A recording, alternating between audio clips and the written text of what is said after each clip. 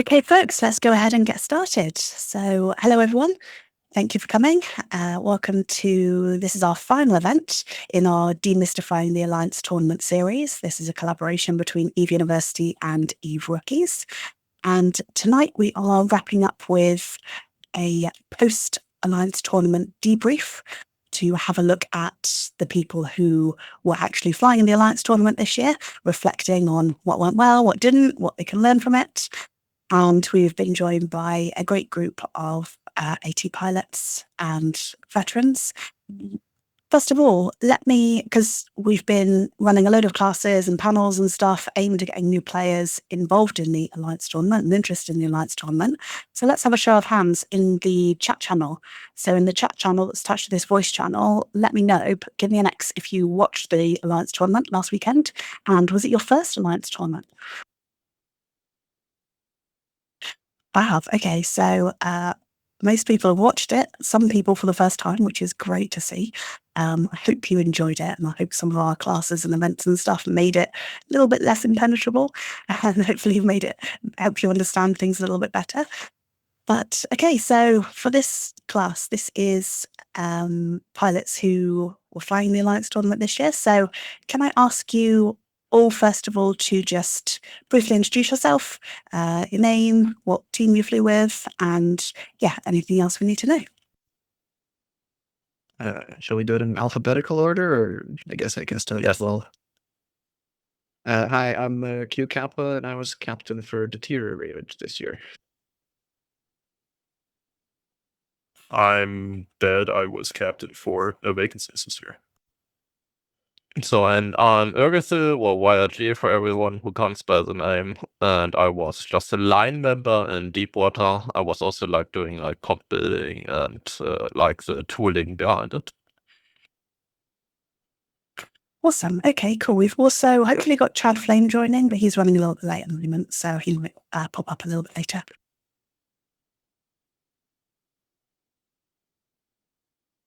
So to get us started, let's talk about some of our reflections. How did this year's AT go for you guys?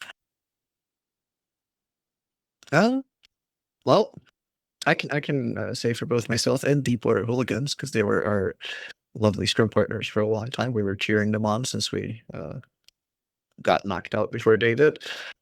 For myself, mixed feelings.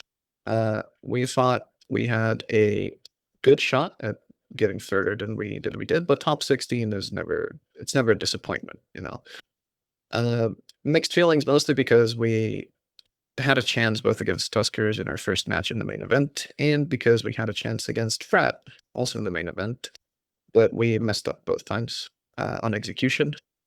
And yeah, you know, a little bit of disappointment there, but definitely still pretty satisfied with top 16 here. The back unfortunately had a bit of a rougher run. We had an arduous fight in the feeders and didn't make it through, but always next year. Sorry, sorry. Go ahead. Go ahead. Yeah, Novak had an unfortunate disconnect in the last feeder redemption match. Yeah, it happens. So yeah, from the water side, I think as a feeders for us was really chilly. So 2 wins, we were in basically on the first day, I think, on first Saturday feeders. And then AT itself, it was the first match was a little bit rough. We always had early matches. One of the problems in this AT, I think, was for many teams the 3-day schedule. So basically, normally it was 2 weekends. This time it was Friday, Saturday, Sunday. And for mixed teams, as we are, we had 2 days where one of the US guys basically slept over because it was 5 in the morning. That was kind of horrible. Match-wise, I mean, first match, we did a lot of mistakes. Second match, we had the second most boring match of the AT. Someone remembers we had the Tinker fight and we had double Celestis. And then it just went downhill, basically. So next one was, I think, Tuskers. Yeah, and we got dropped out. Yeah, we had an exciting theater run as well. Actually, it was we did not expect to have to go through redemption. Frat, to quote the basilisk from the official Discord chat, frat got hands this year, despite having a mostly team of new pilots. So fucking props to them. Oh, sorry for the swears. Props to them. But yeah, they beat us twice. They beat us once in theaters and once in the main event. So yeah. It's fine if you swear, by the way. That's no problems. I tried not to. Yeah, I mean, for Q's teams, really fascinating was the first match against Tuskers. We had that last year. Although with Deepwater, we had the first match against Tuskers. We did the same thing as this year and just died. But they made a fantastic match, in my opinion. And I think you nearly even got them. I think one of the bugs or something made a mistake, and then you got caught. But you basically were heads on most of the time, which was fascinating. Do we have time for me to go into like 5 minutes into that match specifically? Yeah, of course. So we obviously, since we knew we were going to face Tuskers for like a month and a half, a lot of our preparation went into that specific match. We were expecting them to bring a flag ball, especially. This is part of the reason why we didn't leave Senna open. We wanted them to bring something with the flag ball. We weren't sure exactly what. I think if they brought a shotgun, which would be flag ball gun plus medium gun battle cruisers, that would be worse for us, and it was open. However, they underestimated us, and to quote Mira himself, they brought a shitty version of their flag ball drone comp. Nothing against whoever made that comp. I love them, but yeah. In any case, we had the draft advantage, so to say. We definitely had the advantage, the upper hand in the comps that we brought to the field, and this was no like genius of mine. It happened. It could have been the other way if they brought some of the other comps that were open. And I just miscalled the most important thing in a comp with Vargas that requires perfect targeting with rapid heavies. I miscalled what to do in the first 30 seconds. And when I realized that it was a mistake, and when I turned us around, we already spent half of our rapid heavy clips shooting the wrong things that were either out of range or not as relevant. And we did kill their Guardian, but we already started losing too much. And then we couldn't pull back. There were also there were other issues. We could have abused the jump beacons because no sane flag ballhorn is going to fit a scram, which we didn't do in the end. There was a little bit of panic and nerves involved. It was a close match, but yeah, props to Tuskers for not making any mistakes. Really, if they made any big mistakes, could have gone the other way, despite us making a big mistake. So yeah, they played perfectly, and we messed up. Mazik, oh, you're a speaker too. Nice.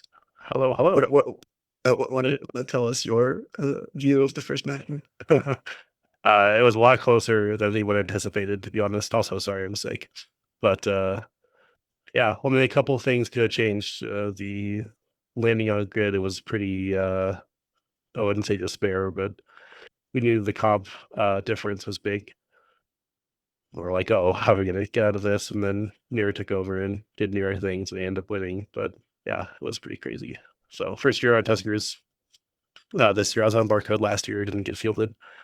So like my overall impression of AT is different than most, but yeah, it was pretty intense being on the field for those matches.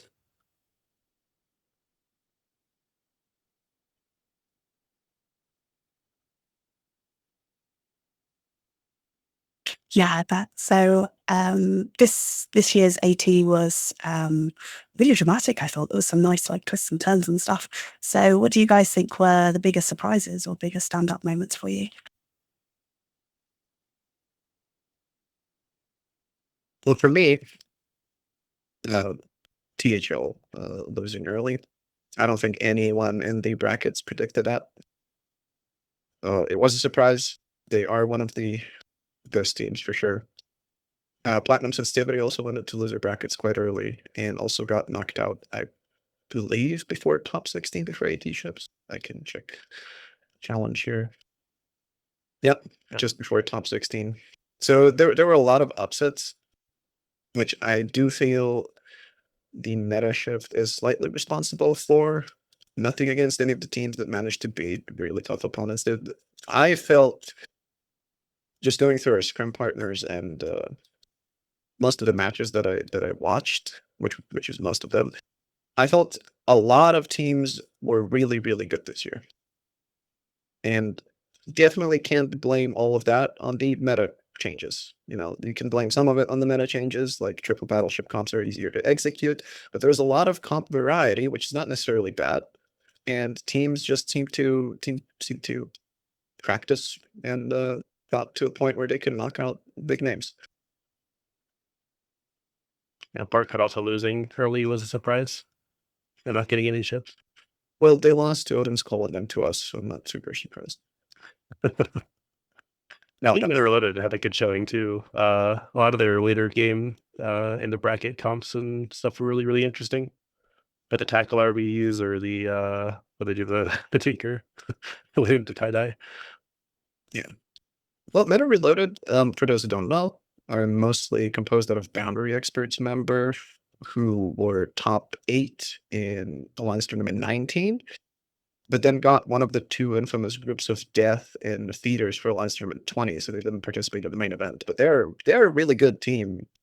I wasn't super surprised they went that as far as they did. I think the first surprising thing they did was beat Rage Quit, but it wasn't a super surprising thing that happened. It was just like I was slightly in favor of Rage Quit there. In my opinion. Maybe I'm not. So I would also say THA and Barcode were really surprising that they dropped out that early.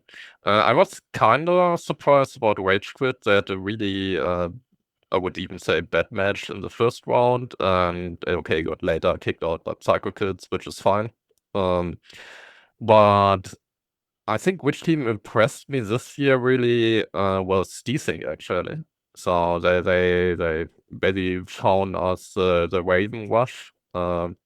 And Gideon itself is like really missile focused, which is really predictable, I would say. But yeah, I think they changed the meta mid AT, which was kind of interesting actually. I would say so. That's on like the team basis. To maybe turn into just a bit of a discussion, I was not super surprised by Desync. They had Annie Gardet from Volta on their team as well, and all of their pilots are really good. Yeah, I agree. The roster they had this year was fantastic. So we looked at them. We even scrimmed with them mid AT basically as a pre-match. And I mean I was with Gideon and team in AG6, I think. And I know this dude is sometimes complicated, let's phrase it that way, but he's really good. And they really trained the MJD stuff and so on and so on. And the people they had this year was kind of good. So it was more like seeing them how they execute that. I think in the first match they had this moment where they had the I think it was a HM comp actually, but they basically just went to the MJD beacon behind them and jumped onto the enemy team basically. Oh yeah, this was against us, so I can talk about this match if you'd like. This was in the feeder. Yeah, go ahead. Yeah. So this is another case of we made an obvious mistake. We brought our I will call it Enigma-inspired Barghest comp, which was 2 Barghests, a Hugin, and double carries, Malos, Lynx, Deacons. By Lynx, I mean Megasponte Deacons. So the idea is you can go through enemy low end really quickly with the application from the Hugin and the 2-something thousand DPS from the Barghests in the first several clips, and you can kite anything that is not extremely fast via the Hugin webs, the carry scrams. The Barghests themselves had scrams fit in that match. Trust me on this one. However, we missed We missed them going for a jump beacon, which in a lot of our scrims, we haven't gotten to scrim an HML kite that often. And in every scrim that we had against HML kite on that comp, they never went for a jump play. So we just, I guess we got too relaxed because that should have been an automatic win for us. And we missed a really good play from them. We also called targets a little bit poorly at the start there. So props to them. They had pretty much just one win condition, and they found it and they executed it well. And a great job by Desync right there. I just looked at it. They actually had Nighthawk Claymore. I think it's Hamden even. I mean that. Well, it's HML kite. It was HML kite. Ah, okay. But actually, there was the question what you mean with Enigma in chat. So sorry. So, well, Mazik would be better suited to explain this. Enigma is a Tuskers comp, which relies on, usually, correct me if I'm wrong, a Hugin or a 5-web Loki with links usually has a Tech 2 Logi, Logi Cruiser, and usually a Guardian or something similar, or an Oneirus, I guess, if you have to. No, you need the Guardian. Never mind. I'm not going to share any secrets that I might have figured out. But usually a Tech 2 Cruiser Logi, usually a Hugin for long-range whips. And then the rest is missile DPS and dams. So the idea is you are always at around 60 to 70 from the enemy team. All of the enemy important ships that can affect you in some way are damped to hell. So their targeting range is reduced to making them ineffective. And you kite. And you slowly go through, well, whatever is the easiest to kill or whatever is the biggest threat or the important combination of two. That is generally what Enigma is. Yep, pretty much nailed it. It's heavy missiles, webs, stoops, and a sort of other stuff to fill the slots, but it's really effective, actually. Imagine I saw it get used. It is extremely hard to execute against certain comps, but if you execute it perfectly, there is nothing the enemy team can do about it. There are no like plays that they can do to try and counter it. It's one of those comps that has an extremely high skill floor and skill ceiling, but once you get there, it's up to you to make the mistake to lose. Okay, so another question for you guys. How did your teams approach preparing for the AT this year? And is there anything you do differently next time?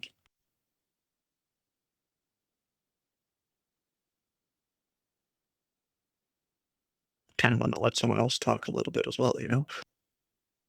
Yeah, that is currently different, but I can probably start. I mean, the AT preparation is normally always the same. Get the people, get them all into like a schedule and the scrim partners, and obviously the first step is normally that you have some basic comps. It's generally there's some changes in the patches. This time, for example, they reverted.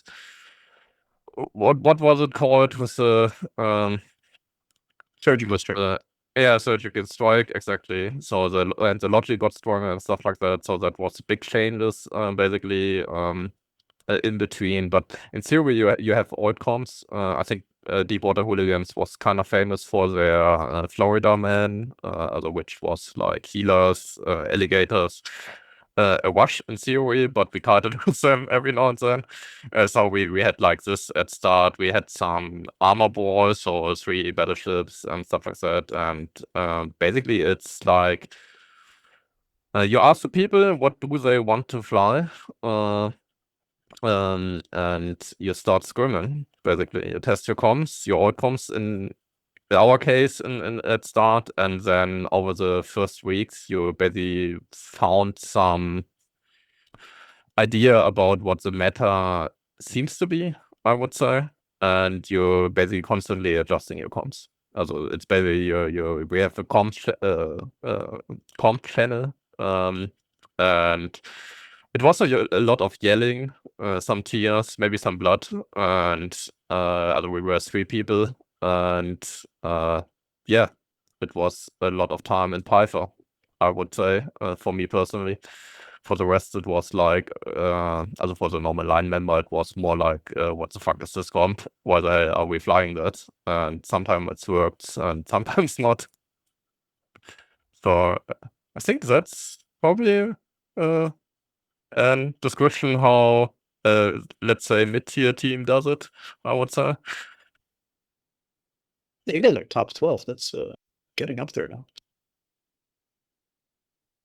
Yeah, I'm not complaining about the rank what we did in the end, but yeah, I mean, yeah, it was a bit more professional this year. I probably get to the point where I present the sheet thingy, but yeah, it was like 3 people were starting to get into Python, get into the comp builder, and playing around with it, and then a lot of discussions, a lot of headache, and then we started scrimming with the people basically.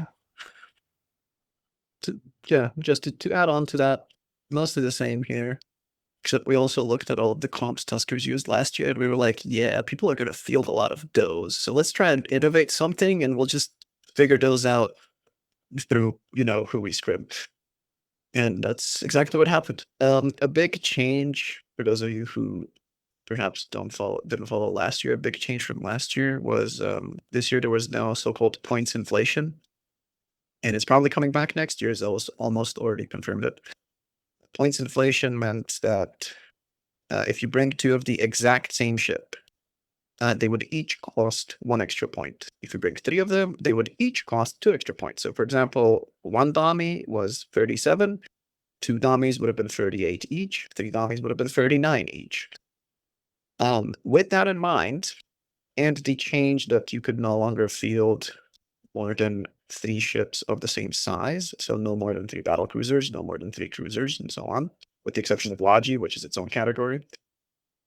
It meant that last year's meta was almost very much dead, and then last year's Tuskers comps were probably very good this year. It also included any other triple battleship comp would now this year be very, very popular. So a lot of teams went for that from the start. We tried to go in other ways. And honestly, the only creative thing we managed to come up with, other than something we haven't actually shown, but the only creative thing is I've not seen anyone else use the Bargist comp, which I do feel was a good one. Nobody ever confirms it back, but I do feel it was a good one. We just misused it. It was. I'm sad. I'm very sad. That's Yeah, I can tell you we hated your Bargist comp with passion in our trainings. Except we had like whatever. I think with Watch we beat you normally, other with everything that's fast and could kill them. But I think you even started with. I have to check the records, but I think you started with like 2 carries, 1 Morlus or some stupid shit like that. Yeah, originally it was Yeah. few Bargist, a ton of dams, and a Hugin, and good luck beating it. Good luck getting close to it. But that ran into the issue of there's some comps that can just send like you'd have too low DPS to deal with some comps with just 2 Bargists and nothing else for DPS.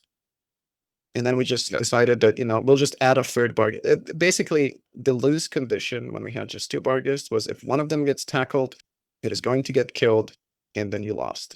With 3 Bargists, it is more prone to certain other bad things happening. But if you just lose 1 Bargist, it's still going to take a while. You have already killed a lot of things, hopefully, with those 3 that you have for a time, and then you're still down to 2 Bargists, which can still do a lot of damage. That's just the sort of like basic thinking that we had. That's why we changed it. Yeah, and actually, go ahead. Thank you. I'm not sure I actually scrimmed against Bargas this year either on Tuskers, so it was a surprise to see in the face, like for a microsecond, and then things took over. Yay. I'm happy. We made a comp nobody else thought of, and it worked. Just we messed it up twice. 3 times if you include feeders. We messed it up 3 times. It's yeah. Our Yes, I guess so. Our piloting skills need to catch up with our theory crafting. Yeah. What I also want to say is the meta about 3 battleships were kinda clear, I would say. What really annoyed us a little bit was the Ray and Earth in between. So, well, basically the gun spam basically got completely deleted. We had at least in feeders an additional comp, I would say, on shield side mostly. And that's something we would have hoped for. And we expected more that people bring like, we called it 1+3, so 1 battleship and 3 battlecruisers or command ships, basically. I think I think Greatfoot bought it. We did it once. I have to check the recording, but I think we saw it every now and then. More in the feeders, but in the actual AT, it went really fast, all into 3 battleships, all over the place, with some exceptions. And what really nearly broke us the neck there was, after feeders, we had no swim partner, I think, anymore who played Tinker in the trainings. And that was really okay. I mean, it makes perfectly sense if you only have 3 battleships. And the other side, Tinker is not really a counter, but it's really good against 3 battleships if you're not really prepared. So and that was something we weren't prepared into. We were just lucky that we had this one comp with double Celestis basically to beat it still.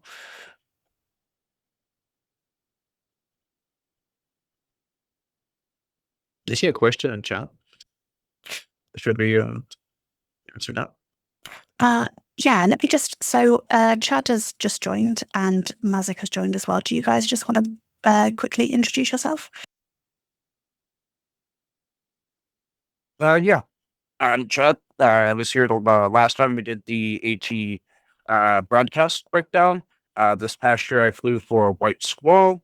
And also, after being eliminated in the feeders, jumped in and helped with Eve Ricky's scrims, as well as joined up to help out paper numbers and collaborated with a few other teams to help look over some of their comps and catch them up on a few ideas. And then just helped a little bit with some of the background stuff behind the scenes for AT. And I'm Mezik. I've been in AT 4 times now. The first 2 we don't talk about necessarily. Year before last, I was in Barcode. We did a top 5 or 6 finish. And this year I was on Tuskers, and I was a logic pilot for them. We took first.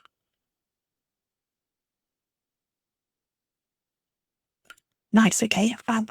So yeah, we've got a question in chat from John who says, if you go back and watch your fights, what are the thoughts on the CCP staff commentary? Which of them do you most agree or disagree with? Generally, all the commentators. Do you think that's a good question for sure? All right, well, okay, I'll start with the obvious, and Chad Flame wants me to. So in our very last match in the main event, in our match against Fraternity, a certain commentator by the name of Moderator was calling me out on flying in a straight line tunnel visioning. What he meant, I talked to him afterwards in depth. What he meant was, why am I not scramming this Cenotaph that is approaching me? Because he thought that we had scrams fit on our Barghest, which would be the logical conclusion. However, we did not have scrams fit on our Barghests, which was a terrible idea. And therefore I could not scram the Cenotaph that was approaching me. But yeah, that was not really his fault. He does not have insight into our fits necessarily on field. The refs do, but the commentators do not.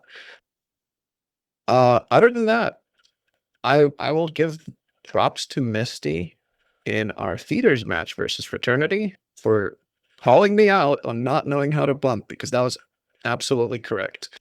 I was terrible at it. I looked at the match both from my own perspective and from the Twitch VOD afterwards, and I did not call for webs on the targets I was trying to bump. I was not going far enough to try and get speed to bump them. We were up against a Tinker to actually continue on what Yggdrasil said a little bit earlier. And also to continue on that, just a side note, we as Deteriorated, we have not faced Tinker in a single scrim, both last and this year, until we faced it in a match. And terrible experience. I never want to face Tinker again. So honestly, to properly answer questions, I don't think I had a problem with any commentator, but any comments this year necessarily. I do think, like, playing off of what you're saying, like them not knowing your fits or exactly your game plan. Sometimes, like, they make heavy assumptions based on some of the stuff they've seen, and nothing against some of the commentators, but there's a handful of them that are out of practice in recent meta shot calling, and they're from a time that's a little farther back. Some are still involved, like Misty, and I know Mod does still take part slightly, but the only thing they can do is make assumptions. And the other thing is they're looking at very broad picture things versus like as a pilot, sometimes you are more focused on the micro of your ship and of other things, and they're looking at the macro. So when you rewatch your footage, half the time I don't listen to the audio of the actual casters. Like if I'm like actually looking for something and I'm rewatching, I'm actually looking at like the little things that I'm doing, the little things that my teammates are doing. Yeah, I would say the same. The casters are normally, it's more entertainment. You have to know basically. And by the way, I was last year observator, so that's one of the camera drones basically doing the pictures.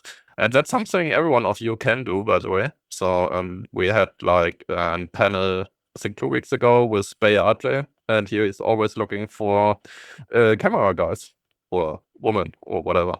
So but yeah, back to the casters. I mean, they normally they have like a general view on it. They have a general idea about how the stuff works. But obviously there's some discussions and comms when you fly. You have some whatever, you have a preset that you go like top bottom or bottom top. You have specific threats on field which have to be cared about. So it's always very fluent, and if you're just a caster, you don't have the comms basically, and that's you have to guess around. You have to bring in some little details sometimes, and every now and then they are wrong.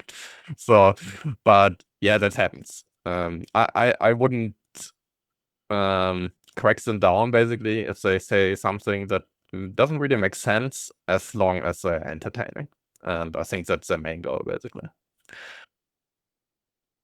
I also couldn't do it better than they could, to be honest, either. They make mistakes, but also, man, if I was in the desk, I'd make way more. For sure. I think I'd much prefer to be like an analyst where you get a little bit of time to digest what happened in a match and then talk about it in retrospect, than doing it actually while it's happening play by play, which is, it's crazy hard to notice the details that you need to notice to make it both accurate and entertaining at the same time. Well, you have to do that, and like it's just different skill set, because flying in AT, you focus on your ship and the people around you.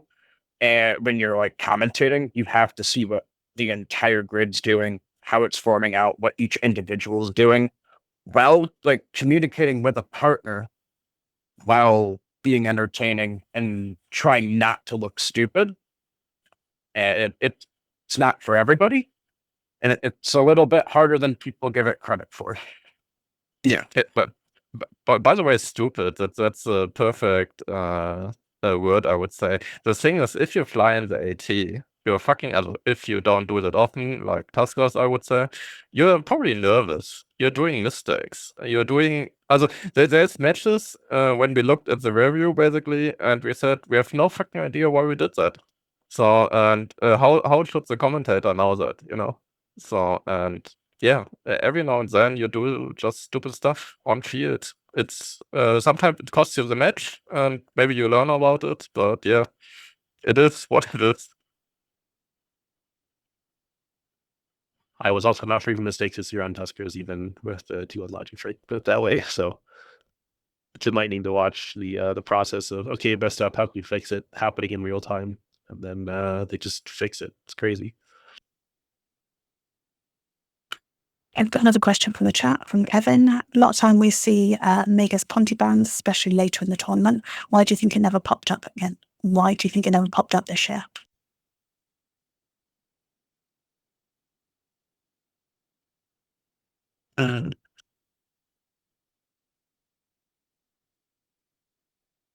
Okay. That's an interesting question. So, Mega's Ponty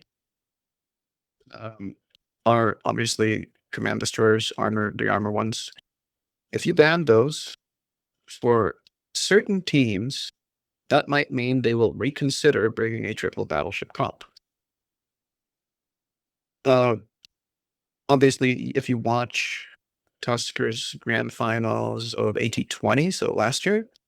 Due to conquest bans, they were banned out of Pontinegus several times.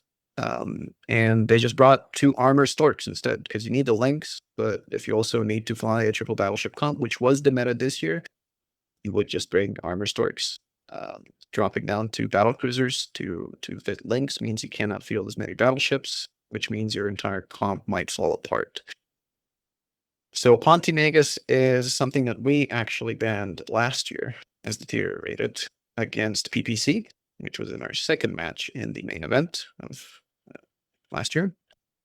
And we ourselves brought a triple battleship comp with an armored Bifrost and a Draugr instead, which was a bit to discourage them from bringing battleships. Kind of worked, but they did also kind of read us, and they brought somewhat of a counter. But yeah, that's the AT for you. You're occasionally you're not even banning what you really don't want to see. Occasionally you're just banning it to try and influence your opponent to bring something else.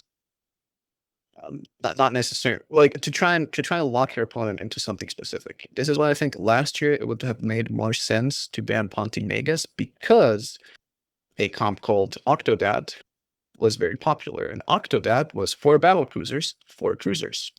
Occasionally you swap one of the cruisers for like an E-war frigate or something, but the core of it is generally 4 medium gun long range battle cruisers and 4 medium gun long range cruisers. So if you ban Pontinegus, that will influence some teams into just defaulting to Octodad, also known as Max Threat, also known as Gun Spam, as someone just mentioned in chat. This year, I feel like meta was so battleship heavy, and there were so many bans that were more important. You couldn't do that subtle type of ban. APOC Navy was extremely strong. The Raven Navy was extremely strong. Cenotaph was you either pick it, you either ban it, and if it's open, you either pick it or you have to bring a comp that you know can ignore it. So something tidy. If you bring heavy battleships into it, you automatically lose. So there are Zarmaz is also another really important ban this year. To go back to the surgical strike reversion of all of the hardeners providing more resists, which makes battleships incredibly tanky with a Zarmaz that makes them impossible to kill, which means you have to kill the Zarmaz first, or disable it at some other way, get newts on top of it, have a jams in your comp, but we didn't see a lot of that. So, but in any case, also an incredibly important ship to make sure that you can either deal with or ban. So there was no room this year for banning Pontinegus, at least in my mind. I would probably, also, I think that gun spam wasn't playable was, I would say, the main reason. And the other thing is, also we discussed it in our team, since we had like 3 EOS comps. So that's a command ship which can basically fit 3 links. If you have 3 of them, you can fit all in the line links, so you don't need the Magus Ponti in the armor comp set. The problem was mostly, as said, Xeno, for example. Someone has to ban it. So it was more or less a lost ban, I would say. And you always had, in every comp, you had some scary stuff you don't want to see. And Magus Ponti, as a normally sweet battleships in general, wasn't normally the answer. So it's whatever, Sleipnir, Xeno, Ravens in the end, or something else. So we discussed it for the EOS comps we had, but we always had like, oh no, that ship is more scary, or these 3 ships or whatever. So we don't really had seen an option for it, I would say. I think another thing too that goes into this, with it being such a heavy triple battleship meta, in the past, when triple battleship was a little more meta, you would be seeing like the Magus Pontis around, and you would ban them to influence other comps like Rushes to come. But now, I think teams are more comfortable flying those alternative like armor storks. Doubling up was another thing this year because of the point inflation being on. You could see someone double Draugr. You could see those like double EOS comps come out. Like you could see people. There was also more points available. It felt like, so people were bringing like EOSs with Donnies, versus before, if you had 3 battleships, you couldn't fit like EOSs in your comp, really. Or another thing like Loki's, Link Loki's. Tuskers has been doing this. They're ahead on this. It's a multi-purpose ship where you could have Link's webs and tank all in one, and there's more room for points to do that thing in a triple battleship or like double battleship extreme heavy battle cruiser being available. The points are there now. This was the first year in a long time where you could bring 3 of some cheap battleship, like let's say Apox, regular Apox, or regular Dommies, and a Zarm in the same comp, specifically a Tech 2 Logic Cruiser, which is usually a huge point of investment and was impossible for a long time. Alternatively, as Chad said, triple battleship plus a Loki, triple battleship plus a Tech 2 Recon, like a Curse. Curse is ridiculously strong against certain ships, but even if you miss on the GD and TD placement, so guidance and tracking disruptor, you still have a very strong nuke ship that can disable enemy logi or can cause a lot of issues in the enemy fleet.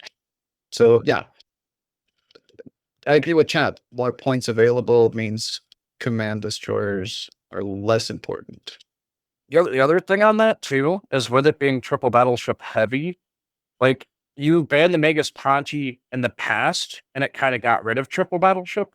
Now there's so many alternatives that you're actually just better off banning the battleship you don't want to see. And that's why I think we saw a lot of targeted battleship bans and instead of targeted like support bans. Completely agree. Yeah. It's also a result by point inflation, I would say. So you had to ban whatever Napoc and the Dommy or whatever, and they still had like Typhoons, Ravens. Normal Apocs were also really decent, I would say, and stuff like that. So it wasn't really possible if you say, as before, okay, you just take them all out. But yeah. Oh, Aaron asks, how much is a Toby Web really? And now Chad gave one anecdote. I gave another anecdote, but to answer it more clearly, Toby Web, is it the most expensive single module in the game? I think it is. Like, to my limited knowledge, I think it is. It will vary between off and on season. So during the AT, it definitely jumps up to 160 bill. I even saw it for 180 bill. I don't think that one's going to get bought though. And during the AT off season, so when flagships are not relevant, it dropped down all the way to 100, I think. This past year, 2025. Yeah. So this year I'm expecting it to drop down to like 120. Yeah, it climbs every year too, though. So like when I started playing in HE17, when I first like started playing that upcoming off season, they were 80 and then jumped up to 100 during the year and then dropped to like 90 and then went up to 120 during the year. So like I bought one during the off season for 140. And I was like, that doesn't deal because they're going to cost 160 plus. Like I had struggled to buy one for 160 to have 2 for my bow. And like a lot of the thing also is, I hate to say it, the price isn't just like I have 160, I can get a Toby Web. It's you have to know people. People have to be willing to sell it to you because they know you're going to potentially use it against them. And they don't want that. So the actual value on it is what the person who has it has and how bad you actually want it. And it is around 160 or more for that purpose. Easiest way of getting a Toby Web is headshot a flagship and don't lose the match. Here. Trickle down webinamics. We actually did it last year. I think we got 3 flagships after we lost ours against Tuskers. Was fantastic. Oh no, that your guys, you guys were unspoken last year, right? Yeah. Yeah, Awesome. watching that Yeah. run in the lower bracket was amazing. You knocked out so many teams. It was great with that Florida comp. It was beautiful. No, Kevin, that's always a scare when like you have to be willing sometimes to pay and hope that what you bought works for next year and predict a little bit. And like if you're a newer team, you kind of have to do that versus like some of the veteran teams have stashed stuff from years past. Like I know I'm not going to say what team, but there is a team that has rolled Tobias webs because back in the day you could use abyssals on flagships. And there's wolves Never again. sitting in hangars, waiting just in case. Please, never again, Abyssal modules. Never again. No, we're never gonna do that again.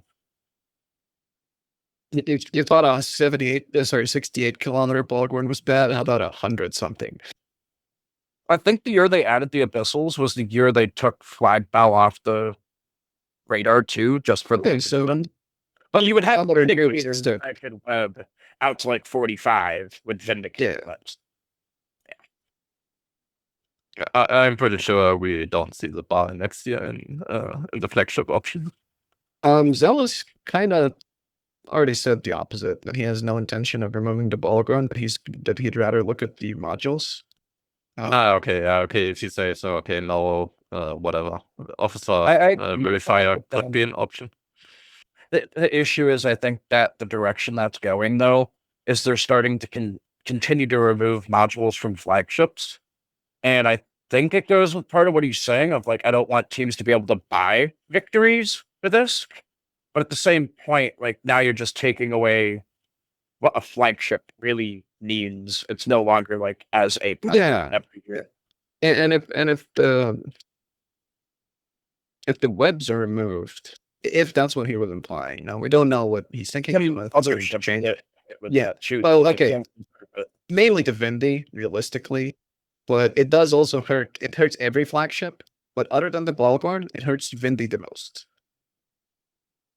And what, you were the only team I think that had a Vindy, maybe one other team. I'm and that's still already get to use it. We had a version already. So like now making it worse and the bow slightly worse is just that's a discussion. I think like that's the internal background discussion and Zealous has had all the time is how does this balance? Like the Widow, everyone was like laughing, make the Widow a flagship, we'll use it, and then nobody picked it. Well, because This situation. Yeah. That will never get changed either. Well, so my idea, I don't want to like. Well, I'm about this idea. Like someone else mentioned it as well, but I believe they should remove the Bolgorn from the flagship pool. There's two lines of thought. One is remove the Bolgorn from the flagship pool again, and make its point value so that it can be used as a Tech 2 ship. So something I don't know what those points would be. My experiment in my head says like somewhere around 40 would make it like equivalent to an APOC, except you get way less DPS, you get somewhat long range webs, and you get more powerful newts. So maybe even like 43. I don't know. Doesn't matter. The other idea is restrict certain modules in certain ships. So you can have a flag Bolgorn, but it doesn't get the web, and I don't know. Instead, it gets officer newts. But that could get complex really fast, and I'm also not sure that's a good idea either. So it's just something to maybe experiment with. The route that I've like talked to Zealous about is like if you pull the bow out, which I think the only reason I like pulling it out is I believe it or not, I don't care about the it's strong, it's not strong. I care about like spicing the meta up in the game, changing things, keeping people interested if it's there or not. Because there's been a pattern of flagships being very one note for like a stretch of 2 to 3 years. Like we had the Barghest for 3 years where it had over a 65% pick rate. Now we have the Bow, which is going to have like an over 65% pick rate again for 3 years. Pull it out until it's time for, Blood Sponsor. Put it in for that, just like they did with the Widow this year. And like allow it to be powerful for its sponsored events and make the tournaments just a little bit more he always talks about not changing a ton. That's a good way to change stuff every year and keep it like different while also like not having the same stale flagship meta every year. For sure. I believe if Bolgorn was not allowed this year, we would still see a lot of Armanis or Anagata navies. We would still see a lot of Barghest. We would well, not a lot. There weren't a lot of any of those. There were 3 Armageddon navies. There were 2 Barghests, 2 Lashaks, 1 Bindi, 1 Domi navy, 1 Apocalypse navy, and everything else was Bolgorn. So out of 32 teams, 22 had the Bolgorn, 10 had something else, and an even split between that something else, I would say. So we would see a lot of Armageddon navies. We would see some Barghests, some Bindi, some Lashaks. It would be a very diverse flagship meta, realistically. I do think, like, if the bow was gone, a lot of teams would gradually just go back to the Good Navy. So it is like that weird dance where, like, you think you're getting rid of it and diversifying it. You'd probably see one or two more Vindus. You'd probably see, like, an APOC or an extra Lashuk. But I do think it still would be very one meta heavy. And sadly, that's kind of just how AT is, because you want to play the meta so hard. And that's just, like, Good Navies are strong. So I actually think, I'm biased here, but I actually think if you remove the Balgorn, there's no objectively correct battleship anymore. And the strongest picks this year, due to the removal of point inflation and some of the points going down, the strongest picks this year in my mind would have been the Barghest, the Vendi, and the Lashak. There are arguments to be made for the APOC Navy. I've seen potential flagship fits for the Apocalypse Navy, and that thing is terrifying after the changes. I don't know how many people would have done it, because it would be a very, like, fresh change. You'd have a month and a half. So after the APOC Navy and APOC and Mega Navy got buffed, you had about 3 weeks to decide on the flagship. So the meta was changing while people were deciding on the flagship. So I think that's also something that influenced everyone going with the safe pick, quote unquote safe pick, the Balgorn. And I do think Barghest would be the strong choice this year if Balgorn was banned. Okay, this has been really interesting so far. Thanks very much for coming, guys. I would like to now sort of pull back the curtain a little bit. And we've talked a lot about strategy and flying, but also AT obviously has a huge behind the scenes component. So like the spreadsheets, the tools that are used. So I believe that Yurgisil has prepared some stuff to show us a little bit about what it looks like for teams in the AT. So if I can hand over to Yurg for that. Yeah, let me share the entire screen thing. Then I can show the screen. Can I? Oh, I think this one. That's my background, by the way. I like the Griffin. And that one. So can you see my screen? That's the first question, I guess. Dishwater hooligans. Yeah, exactly. So that's a copy. I stripped out basically all names except the memes we have here. Actually, can you see my mouse? That's probably the better question. So if I point at something. Okay, so we had this year, last year I will show also that. Last year we just had a basically normal, let's say, a normal table where we entered like, okay, you fly the Absolution, and you fly the whatever Bifrost and stuff like that. So I would enter that manually, or whoever did the comps basically. It was a bit more, you had the drop down and stuff. So and the point values, but that's about it. This year we improved a little bit, I would say. So we scripted all the stuff behind it, and we also had like history options and stuff like that. So what we did here was we could add, let's do something we had shown in the matches. I think that one. So we had for every comp, we had an own sheet here in the bottom. So they all were prefixed with actives, then underscore, and then some name. And there we had the fittings basically inside. So with all the implants and so on and stuff like that. So we had all the comps here are basically real. I removed some of them, I think, and some were basically added afterwards. And what we did basically on our scrims and afterwards, we could just pull up the list we had. And this time I did that one. Then we have to wait a second, and basically everything changes here. So we have the Armageddon, the 3 EOS, which we had, the Double Vexor Navy, and so on and so on.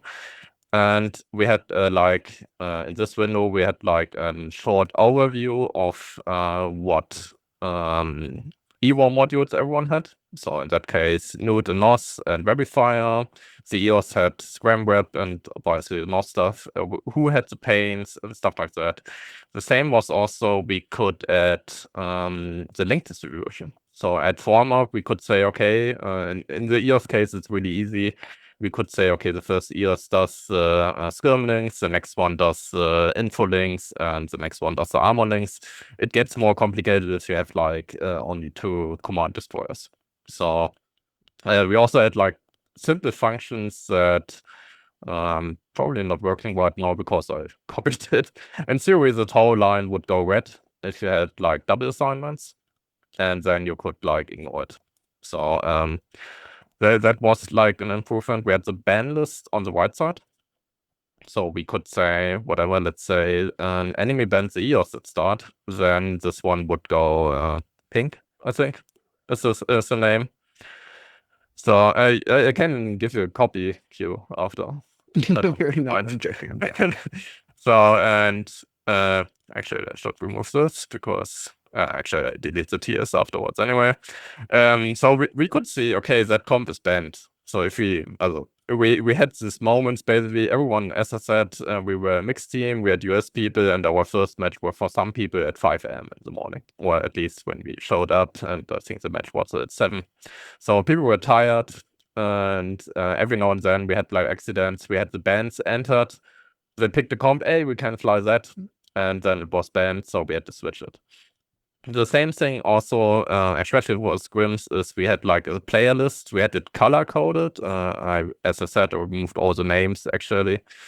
So we know, okay, every blue pilot is basically a Logi pilot. Every, I think the red pilots were DPS pilots, the green pilots were more the E-War pilots, and then we had some jumpers, I would say. So that's either the bench line or people who could fly everything, in theory.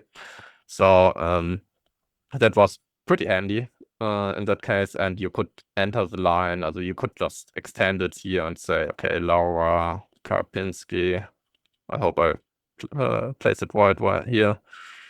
You could say that, and by the way, if you double the sign, you have the same thing again. It highlights red. You could say, okay, that's a new team member added, and you are in the next match or scrim or whatever. What you also could do is we could add like the enemy comp. So we could say, okay, Bargest, I'm not adding everything here. Okay, that's like a deteriorated comp. This like a Yugen. Not adding the rest. And then we had basically everything set for the scrims, for example, or for the actual matches. And we could say, okay, save the log, then a script is running, and I haven't really made it here. Wonderful. But in theory, you would show up in this list.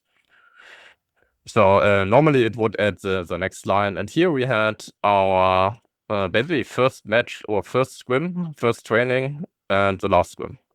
So every single match we had recorded in this little list. Basically, we noticed, okay, was it a win? Was it a loss? What were the bans? Basically, that thing wasn't never developed. That's something for the next thing. What did we fly on our own? So which comp did we use? And what did the enemy use? So we know, okay, we had, let's go here at start. We had like 3 rounds in this case against Team 2. I think that's probably deteriorated. And they had, okay, 3 APOCs. They had the curse, the draw, or whatever. And we won the first round, but we lost the second rounds. In theory, we also had, I stopped that at some point, we also had nearly every match recorded. So either from like a cleaner on field, so that's either a second account or a bench player basically, who sits in the middle of the arena like the commentators do, and they recorded the stuff and uploaded later to YouTube, and you could talk in theory about it. We did it every time, but yeah. So that was really handy. So we could also see like the bans in case for Q. He actually left. Oh no, he is here. No, I'm here. In case for Q, for example, we saw the bans on your matches, and I just shouted, okay, they're bringing that comp, and I was, I think, 80% right. So that was quite handy. If in theory we had a match against you, for example, we would know. Yeah. So that's kind of interesting. It also shows, okay, you could in theory just filter the stuff. We changed the names at some point, but let me get up here. But we could say, where's the clear all? and say we did this comp, what I showed before. Okay, there was only 3 matches in that case. I think we changed the name in that case. But in theory, if we had a longer list, we could see, okay, against what did we win in our scrims, against what did we lose. So we could tinker our bands around it. So we know, okay, in that case, Rush was possible. I think we had some fight against, I think it was a Tinker or something with the Zarm or something like that. So we had said, okay, in a ES comp it makes sense anyway, because the DPS is very low, that you ban like the Zarm, or you have to be really fast with switches and stuff. But yeah, that's basically the history stuff. We had all last AT, all feeders, and all AT matches. So it's all the same scheme basically. We had them all written down and made basically a link to the actual match. So if I click on that, I will land exactly on our match against Fraternity. If I click on the first link, I land on the exact match against Tyriated versus Tuskers and so on. So we could basically in advance before our matches, we could check out the enemy teams, either from the actual LT, from the feeders, or from the last LT. There's also websites. I didn't find the site actually, sorry, which have the YouTube links, but they were normally like a day or 2 delayed.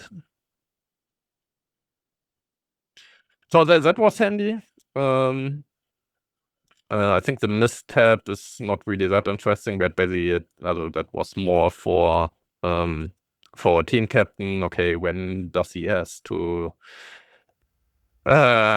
announce bring in the last people. So that was kind of more nice to know.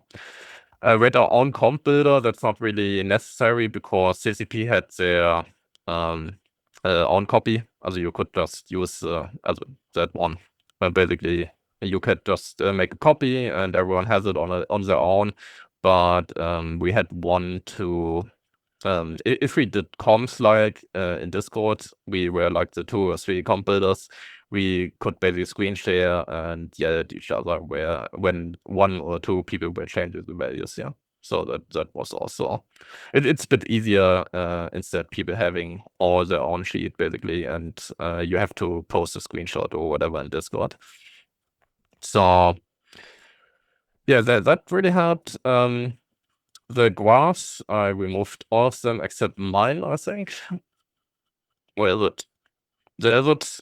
So basically that's my assignments in the scrims. I'm normally just that I was there in every time or every match. The thing is more I normally more like a bench player at start, and as soon as players drop, I think that's in most teams the case, then I jump in. So also whatever, after months you normally lose whatever 3, 4, 5 people, depending how good your team is and stuff like that, or how active they are. And some people have real life stuff going on and stuff like that. So that's normally the part when I jump in. And from this out, also from everything in theory, you could then make charts like these or a matplot in that case. So this will basically mainly determine what the payout is in the end. So we see, okay, in my case, I was here all the cases. They know that's fine.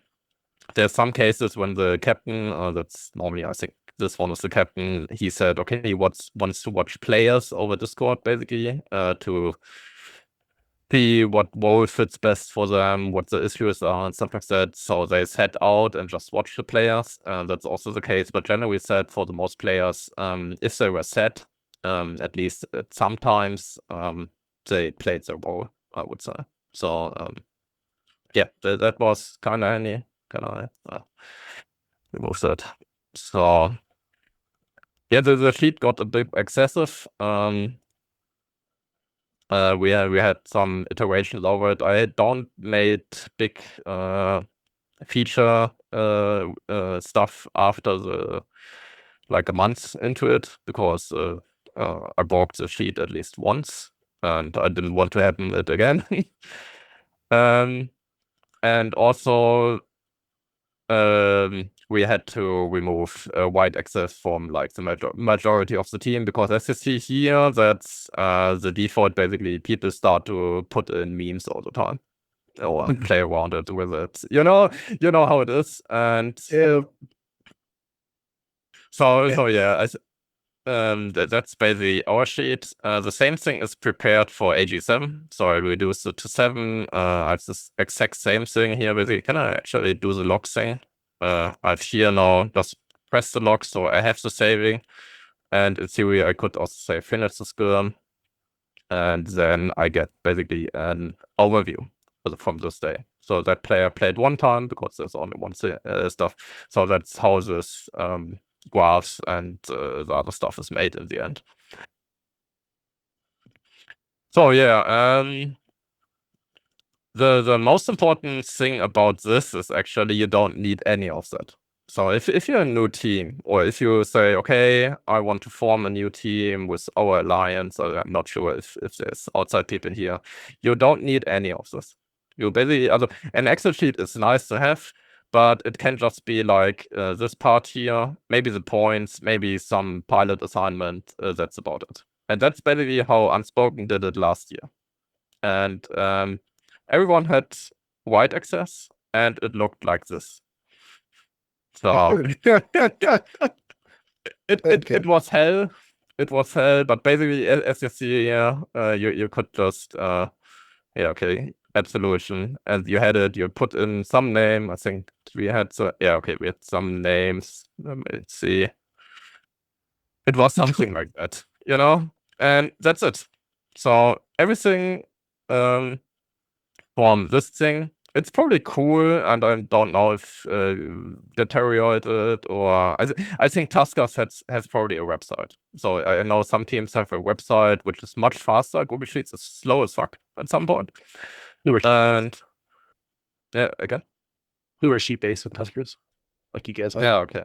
Yeah, okay. So, but yeah, the Google Sheets with all the scripts in the background, there's basically just a lot of JavaScript in the background. I think the history one was the long one in the end. But yeah, it really gets slow. So if I would press the reload sheets, if I had added like a new comp here and press the reload sheet stuff, it would take like 2 or 3 minutes in the end. And we improved it a little bit. We were at peak times before we preloaded everything. We were at like 8 minutes. And our comp builder wasn't really happy, our main comp builder in that case, which I could understand. So we had to preload it at some point, which is that stuff. There's, by the way, I use Wiki Uni pictures. So if I click on that one, it's basically it's wonderful. But that's just the 32 pixel icons for the EWAR modules. And yeah, that's like an improvement. I think that's maybe cool to say. I'm not sure for the audience. It's a lot of Excel. I know if people like Excel normally, yeah, it's probably, don't know. Can I show something else? Well, I mean, this is this is good. Like this is Interior uses similar stuff. We just have it like our layout's a bit different. We don't have all of the tools that you guys have. We have some different stuff that's programmed in the background. But yeah, this is basically it. As Igrisol said though, what you need is honestly just a copy of CCP's comp builder sheet. And you need one person that has a lot of patience, and that's your captain. That's what you need to start doing the AT. And then the theory and everything and the practice that comes later. I think actually the most important website for scrims or for the AT is this one. What's the Wiki? Yeah. So it's maybe if you're an AT team, you normally have your home system, let's phrase it that way, and the other side has their own. And the captains have to decide, okay, where do we fight? So it's if you ever fight against Deepwater, just tell them, okay, we go to you because our guys are really bad to leave the system after the scrim is over. And some people were not really amused about that. But in theory, you could say, okay, whatever. If your only team says, okay, we have our home system PC9, then you can just go here, do the search button, and it tells you, okay, go to EZA. And on Thunderdome, you have like a command where you can teleport around, but the teleport options are limited. So it's not even sorted by alphabet or whatever. You have a crude search function in it, I would say. But generally, if you want to get to your training, you need to know where to teleport, and that's that page is really helpful for that. Yeah, next year, Laura. Well, another bit of advice for if you ever scrim Deepwater Hooligans, tell them the scrim is 15 minutes earlier than it actually is. Yeah, probably even half an hour. It's good. That's actually that one.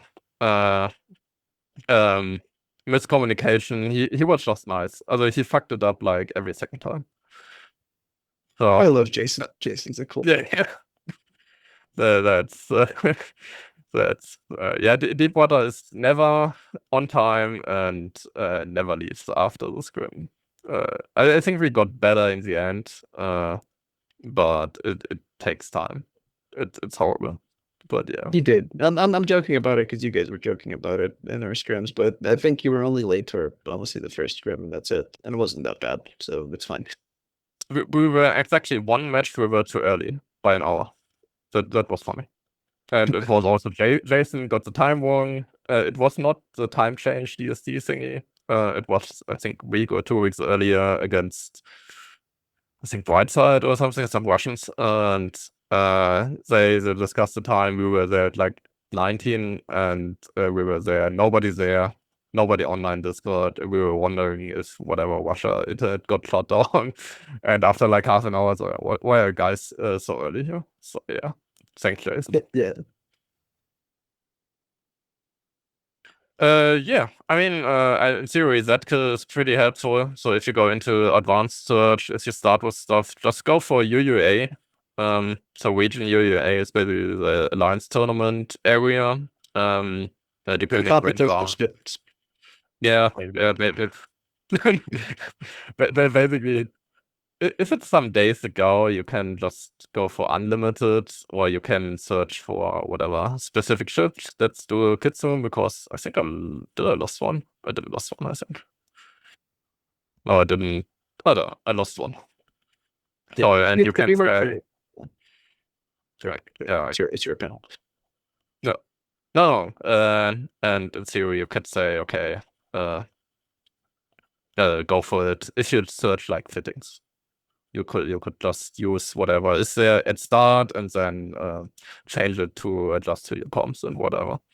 So yeah, but I mean, there's in theory there's far more stuff. We had some comms set up. We had Discord not only to stream stuff, so the bench players, for example, could watch over players and tell them, okay, if you heat one more cycle, your guns burn out, or your MWD. That's pretty helpful.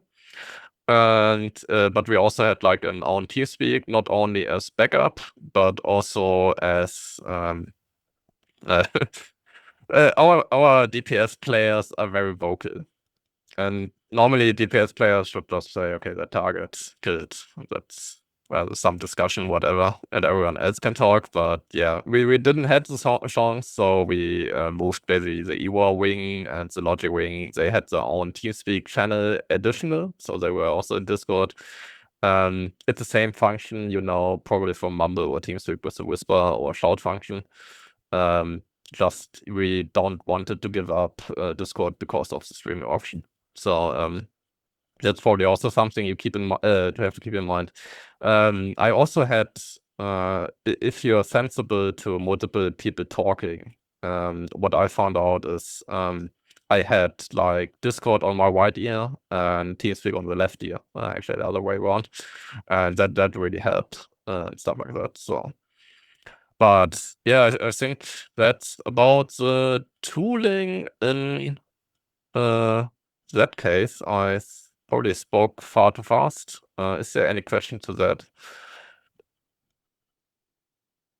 Or comments from the other guys?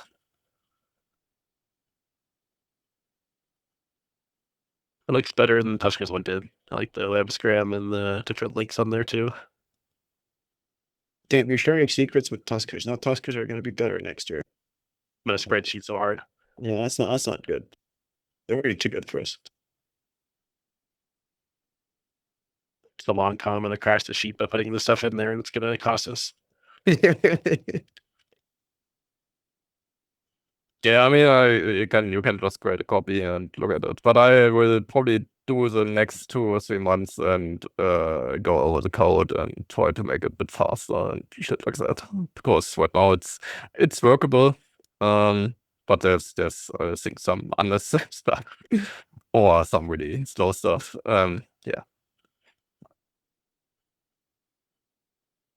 That was really cool to see. Thanks for sharing that. Really encourage newer teams to sign up to the AT, or at least newer pilots to look for teams. It's fun. It's the most fun I've been in as a gaming experience in my whole life.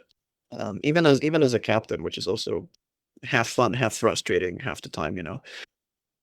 And it's not as scary as it seems. It is scary when you go into your first match. Hell, the last year, first couple of scrims we did, I got the shakes, and I was like, these are just scrims, you know, it's fine. But matches are still spooky. It's very fun. Like the whole scrimming period is very fun. It's guaranteed fair PvP. Don't get anywhere else in Eve, and it's very competitive in a good way. I think a lot of people overestimate the average pilot skill of AT pilots. Like, you could get in at like mid-tier levels, right? Like, get those experience flying a ship and flying manually and all that kind of good stuff, but not everyone is top tier. So, and that's fine. You know, start somewhere. So, I also think like a lot of the people I've talked to from running a team over the last 5 years is they've improved the most being on a team. So people who aren't like ready in their own heads have actually like grown more as pilots from just attending scrims and like flying with people who are more advanced in the game. Like, they bring you up. It's not like people are just going to sit there and like shit on you and put you down and make you feel like garbage.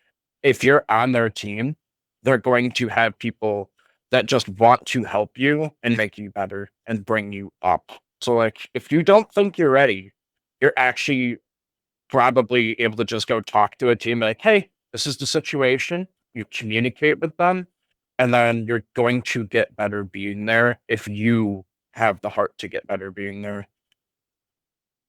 I would I would even say it's probably like easier than small gang or any other stuff you do normally, because first off, you have like 10 minutes runtime. So you have a match, it takes up to 10 minutes, you have the next match, well, with like 5 minutes break to reset and stuff like that.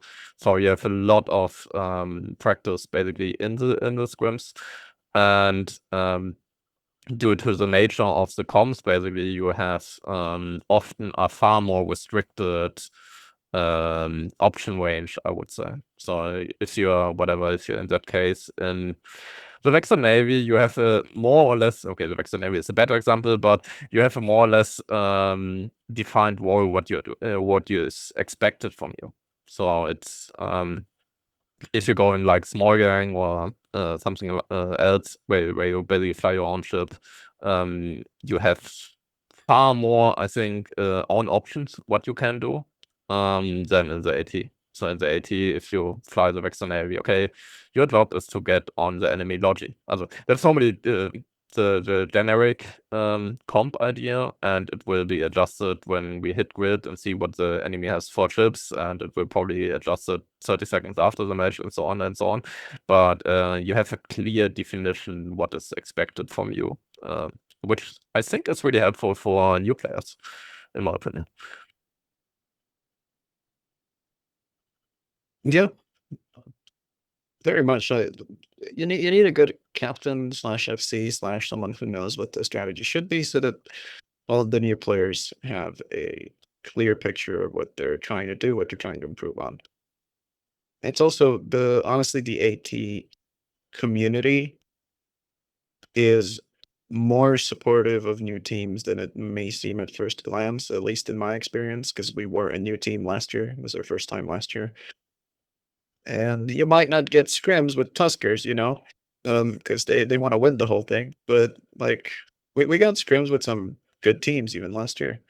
I think Rage Quit Cancel said we had an opportunity to scrim them, but we couldn't get a good time slot that fit either of us, so it fell through. But yeah, most teams are nice as long as you're not toxic or overly cocky or arrogant. So it's a nice community all in all, with a few exceptions that I'm not going to mention.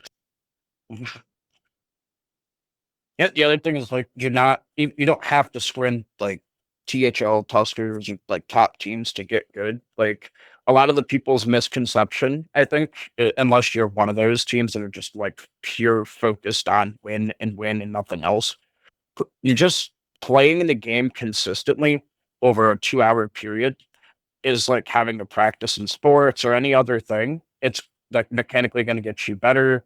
You're listening to people who are like working together and making a game plan. So any of that is just going to make you better at Eve versus like sometimes just like sitting in station, doing your own theory, going out by yourself, or standing sleeps where you're waiting for people. Stuff where you're actually actively playing the game for a 2-hour stretch or actively listening to people. I want to say hardcore playing the game, like competitively playing the game. That's alone being absorbed is going to make you get better at the game if you choose to yourself. Yeah, but by the way, a short advertisement. I think in December, Ender Game 7 gets announced, also the date stuff, and that probably starts in April, I think, the matches. So for every one of you, find a team. Go for it. It's Or start a team. Or start a team. team, exactly. If you have like So- experience, that's good enough as a start. Yeah, or make some whatever Speed Battleship comp, which takes all the points if you only have 2 friends. But yeah, go for it. That's actually, I think that's the downside we have also to address. People who play in AT, they tend, let's phrase it that way, to not really play on TQ during the time. So you see that very often. I did that myself, for example. As soon as I was in the AT team and the scrims began, I basically stopped playing TQ as a normal server. That's actually really downside, I would say. I think there's some teams, I think White Squall or some other teams they had like regular roams still on main server. But that's something, especially if you go at some point in some whatever smaller alliance or something like that, that can really hit the other players if you don't make it right, I would say. They did roams up until the season starts. So like what White Skull was doing was during the off season, they do like a weekly roam to keep people communicating with each other and playing and, active enough and not lose it and get rusty. But during the AT season, like basically nobody would play the game. And I think a lot of that has to do with like it is a game. It cannot all dedicate, every moment of our life to it. B, being on an AT team, especially one that's trying to do good, there's a lot of sacrifices you have to make. Like if you look at a lot of the teams, there's 100% participation by some people, and that's very hard to do and not always expected. But there's teams I know that scrim 5 times a week. Heck, there's a team I used to help out that was scrimming. This is going to sound ridiculous. 14 scrims over the 10 days before AT, happened 2 years ago, and they were bringing in people to help them left, right, and center. So you have to like, there's given, pull to that. Like you can't play the live server if you have to attend 4 hours of scrims, but also there's no like desire to do that because you want to go live your life and do some of that stuff as well, being that this is just a video game. There's was a very Question. There's a question in the chat by Aaron. So scrims don't cost anything because scrims are all on Thunderdome, which is the tournament-specific server. Everything is free. You get all of your skills to level 5. Feeders, so the qualifiers, let's call them qualifiers. The feeder tournament is also on Thunderdome. So until you actually get to the main event itself, everything is free. The only ships you need to buy are the ones that are used in the actual matches. So for us this year, that would be 5 Barghists, 3 Navy 8-Pox, and 3 8-Pox. Now, obviously, just to give this advice immediately, if there are any teams that'll join the next AT, buy all of those ships in advance, please. People do manipulate the market for the AT season. I've done it myself a little bit. I've bought every single on August 19th. I bought every single what's the scram range implant called? Hedon, something like that. So the 3% scram and web range implant, and they went up in price by 200%. Sorry, WS. it was me. Yes. I saw they were like 4 bill, and I'm like, this is cheap. I'll just buy all of them. And there were 3 of them. And I bought all of them. The day later, another 3 showed up, but now there were 14 bill each. And I'm like, someone's just watching this. Someone that's keeping a stash and just like, okay. Now they go up in price. Yeah, I think also like on the topic of like keeping track of scrims and costs, like I think that also goes, people keep track of your attendance for payout and stuff. Also, like each team does it different when it comes to keeping track of team costs. Like there's a lot of teams that have just like a fund, and they know that fund's going to get, replenished because they're a team that is going to get prize ships most likely, or have like built up a fund from the past years where they feed it and keep growing it, where if they had a bad run, then it's just a bad run. The fund went down a little. Same thing goes for like flagship modules. Like they have stuff that they've held on to for the future. A lot of other teams, like they have pre-bought ships of multiple amounts for the, staging of an AT, so that they have ships ready, don't have to buy anything, because there are people who track the market to see who's buying what and see what teams might bring. So they do that to keep things, on the down low. Yeah. So like there's a lot of that stuff going on. But I think a lot of teams have so much stuff staged sometimes that costs get a little wonky. And I think it's just like, this is our AT pool. We did everything ahead of time. We have this money, or we're owed this money as a team. And they figure that out before and after their ATs, not as much during their ATs. Sorry, I know I talked a lot. I'd like to add to what you just said is an anecdote. Deteriorated last year, first time in the AT. We kept track of every single thing we bought, and some of the rewards we got, we replenished the corpse money, so to speak, or whoever invested into things, and then we spread out the rewards. This year, we kind of didn't really keep track, except for the flagship stuff, because we already had a stash of stuff from last year. And let's just put it this way: if this year we hadn't won any AT ships, we would still be as positive in the end. By a lot, just based on the 40 skins that we got. Those skins go for between 8 and 12 bill each, depending on how popular they end up being. But that is already like 400 billion. So you are, again, as what I said earlier. If you make it through feeders, that is already at least 2 wins. That is already at least 20 skins. You have already paid for the flex that you need to contract to CCP, so the entry fee, you've already paid for the entry fee multiple times over, and now you're worried about the main event. But whatever you invest, as long as it's below that 200 bill limit that you're going to get from skins, you're still positive. You're not going to lose money. And don't look at scrims as, an activity to do for ISK per hour. It's not ISK per hour efficient unless you're in like top 8, top 4. I don't know how far you need to get, but it is so much fun. I don't know. I do think on that note, the ISK per hour thing, like it's not worth it unless you're top 8, top 4. To get top 8, top 4, like consistently, you're putting in more time than a lot of the teams. And I do think I think most of us have fun here with AT, but it almost does start to become like a job. It almost does start to feel like more than just I'm going to make ISK and play a game and have fun.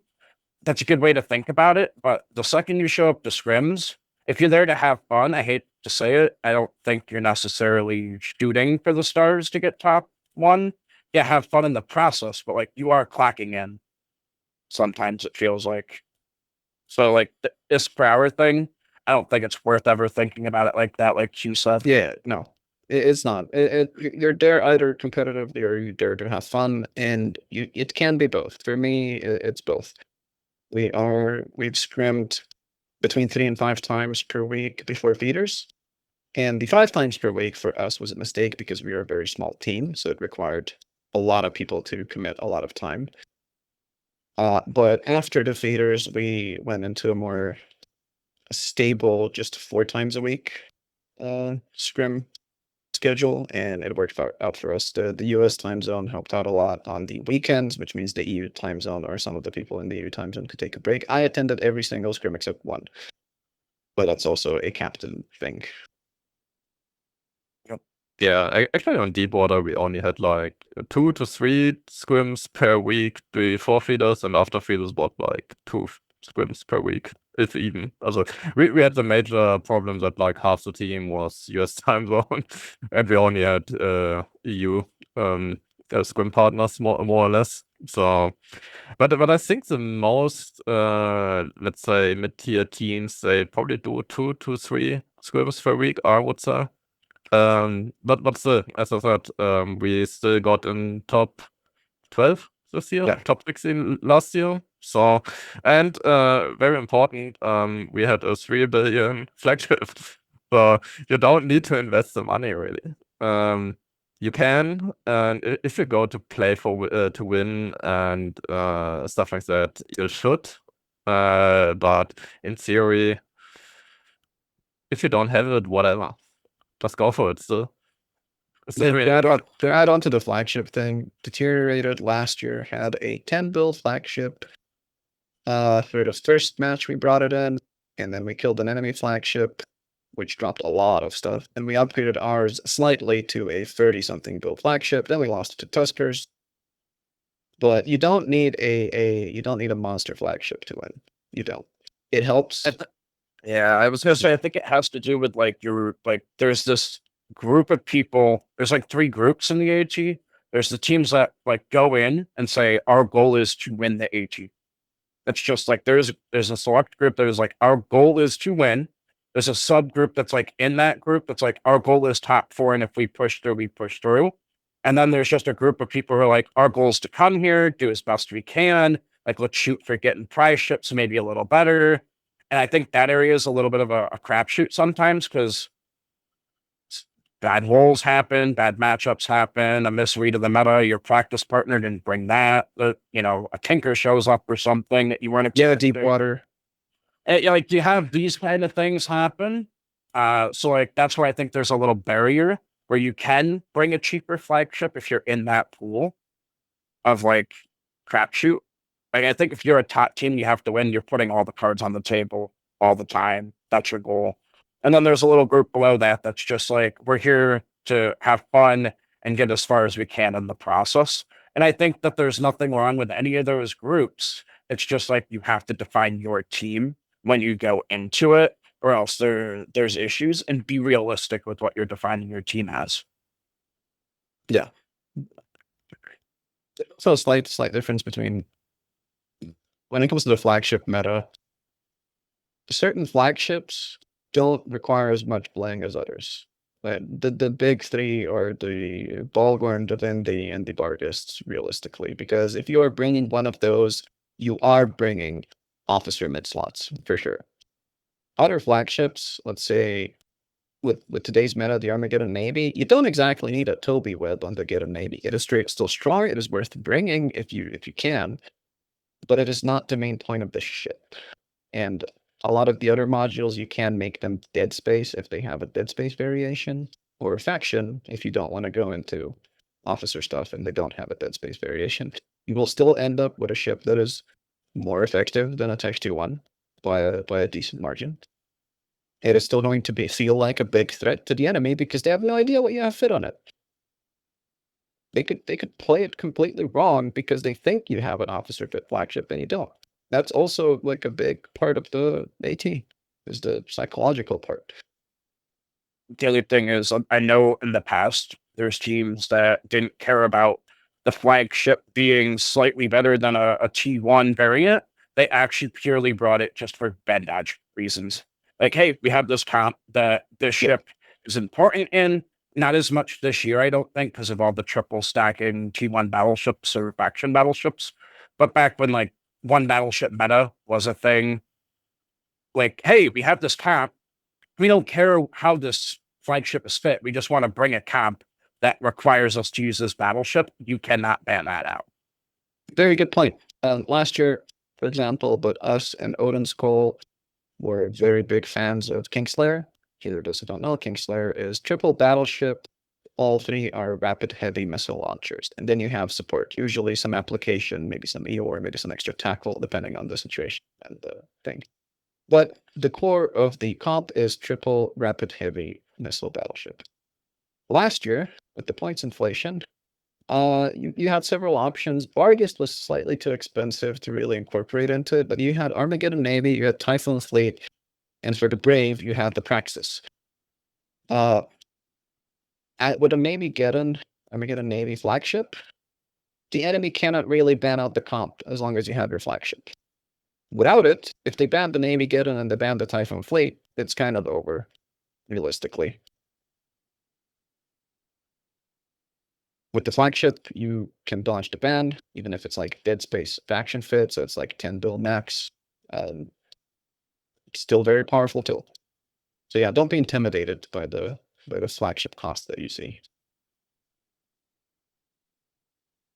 Be like Deepwater. Yeah, be like us, exactly. But Q, I just checked the recording. White Squall bought several times Tinker against us, so next year maybe you should screen one. Well, White Squall? Yeah, well, that It'll exist next year. We'll see.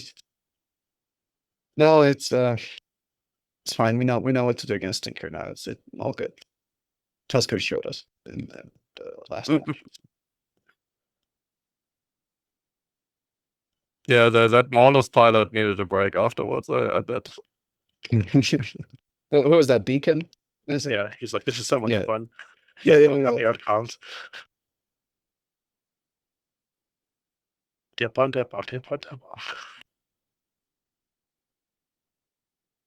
Yeah, I mean, we had it easy. We just had two Celestis. I think they got one time, they changed the remote zero setup. I think the Austrian Navies had it actually against Doro.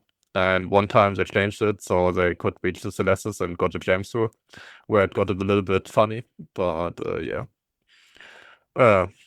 Fighting Tinker is not really fun, I would say, in my personal opinion. Tinker's a math game. Like, you have a way to win and you have a way to lose. It's that the piloting doesn't play a huge factor unless you make a really big mistake, like burning something out or burning into them when you're kiting. Like, the only time I think for piloting, like, the biggest piloting is, like, understanding cap heat management on the Tinker end and, like, application, like the numbers game. And then the other end is, like, teams that don't know how to bump a Tinker. You can really tell when you don't know how to bump. And you do have to bump it. If you have, as Tuskers have shown, and this is something I realized in our match against Strat as well, but it was a little bit too late. If you have a single damp chip, Maulus, Carry, Celestis, doesn't matter which one, you kill the Tinker's low end, and you just stay at range. And they can't really do anything. You cycle the dams through the battleships. Then that becomes that boring match where, like, you've won the paper game. Like, Yeah, you know? yeah. Yeah, I don't know who was talking about this a lot in the Official League Discord. I think it was the Official League Discord. Could have been Radicos. I know he's a hater of Tinker. However, I agree with whoever it was. Tinker is also potentially insulting to bring to your own team. Not no disrespect to Meta Reloaded for bringing in the grand finals. That was amazing. That was just like a specific variation of Tinker designed to dodge conquest bans, designed to if Tuskers brought 199 comp, it was just default win because it had no low end, as Kevin was mentioning right in the chat. So definitely watch. Is that the first match of Grand Finals? I think it was the first match of Grand Finals this year. Yeah. Very interesting, undermanned Tinker comp right there. But Tinker in general puts all of the execution into the enemy's hands. If the enemy has a way to deal with it, it is up to them to make a mistake. If the enemy doesn't have a way to deal with it, it is you can't even make a mistake realistically with Tinker if the enemy doesn't have a way to deal with it. Like if it's say in last year's Octodad versus a Tinker, you just lose the DPS EHP war in a lot of cases. Not in every case, obviously. Depends on the Tinker. Depends on the meta. I think, like I said, the Tinker, like we ran a Tinker last year and we lost. No We need lose lose three. reasons. And one was we should not have lost that match, but like it really relies on like understanding stuff in the Tinker.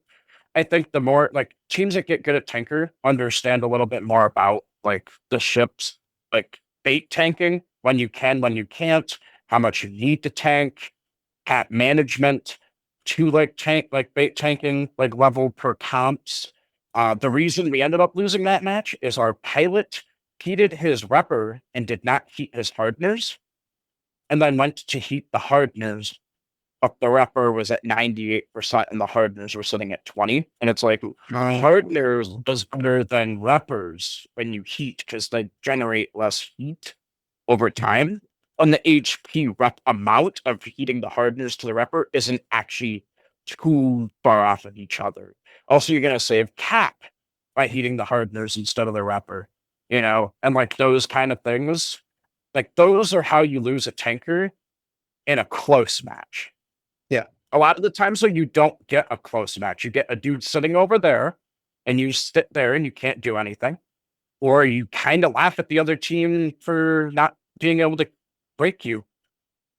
So, like, and that's the thing too within scrims. Like, I scrimmed Deepwater and brought Tinkers. And there was just matches where we didn't learn anything or they didn't learn anything other than the paper. Like, Tinker is just paper based most of the time. It's a stat check.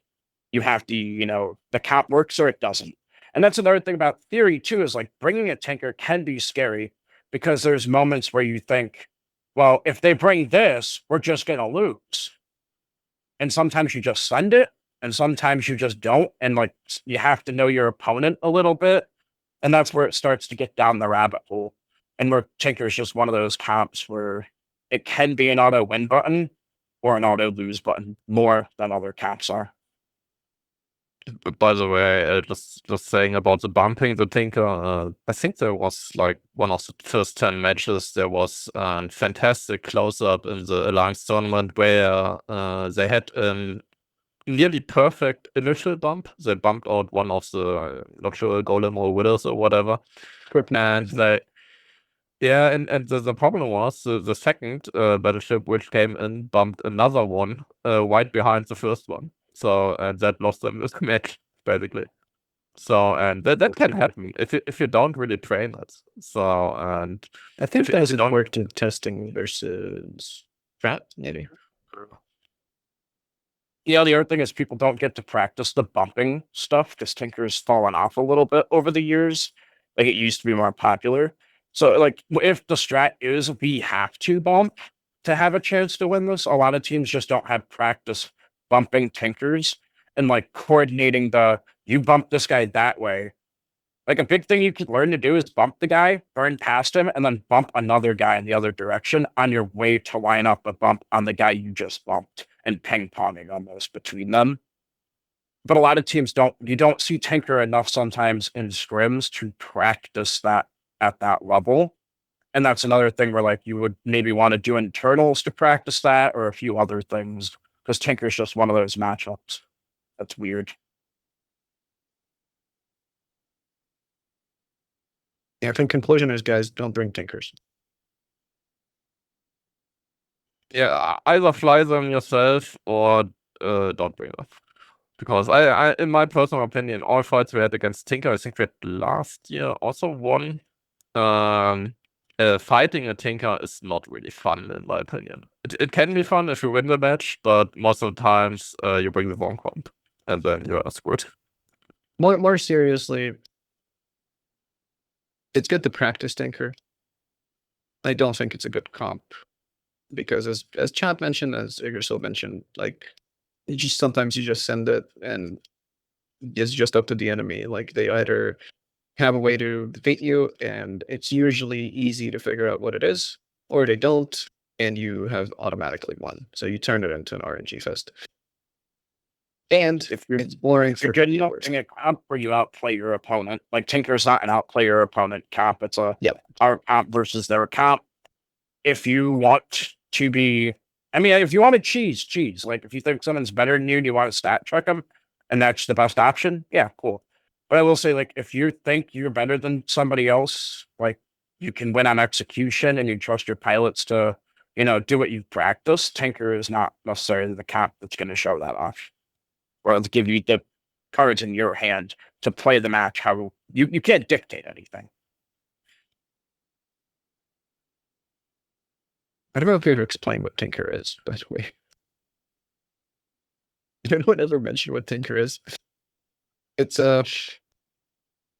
if anyone doesn't know, it's usually triple battleship with usually a command ship shield, which run camp transfers and or NOSes amongst each other to run Exo and Soul Shield boosters initially with charges, but you set the auto reload to off, and then you run them without any charges with the capacitor you get from all of the other ships. This is why bumping them is one of the solutions, if you have no other solution. So they get a crazy amount of tank. And they're usually cruise missile based, so they project anywhere in the arena.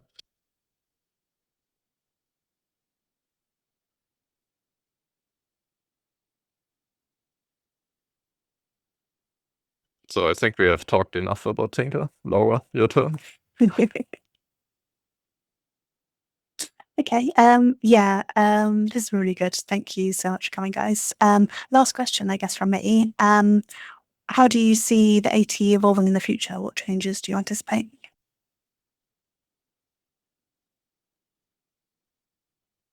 I think there's more changes that we're hoping for than that we're anticipating, since most of us here are well, no, sorry, two of us here are captain that kind of left, unfortunately.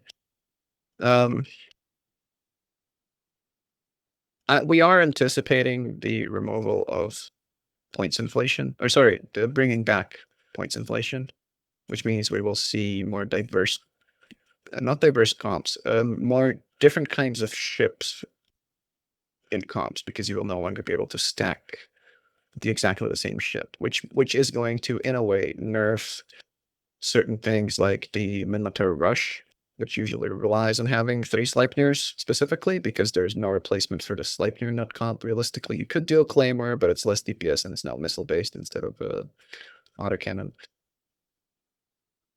It's going to remove a lot of the triple battleship comps as well. This is something we are anticipating and hoping for.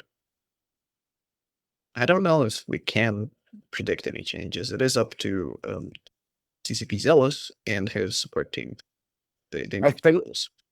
I think on that note, from like talking with Zealous over the years, and this question was asked the last time I was on this panel, and I'm going to answer it in a different way on Kappa's note here of the point inflation going away.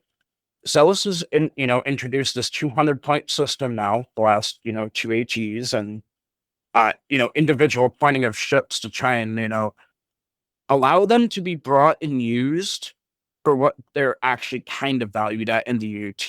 And there's still going to be some ships that are a little more broken than others and more meta at the time than others. And you want to get as many of those in there. But when you add the inflation back, now you have to start thinking, well, I don't want to spend all these points on stacking and throw them away. Is there a close enough substitute? Now you start seeing like a ship that you wouldn't have seen, this year pop up because it's a close enough substitute and it saves you just a couple points. And if you do that a few times, you have a slightly stronger, low end or a slightly better linked boat, or your Logi doesn't suffer and become 2 Inquisitors and Navitoses all the time, or something like that happening.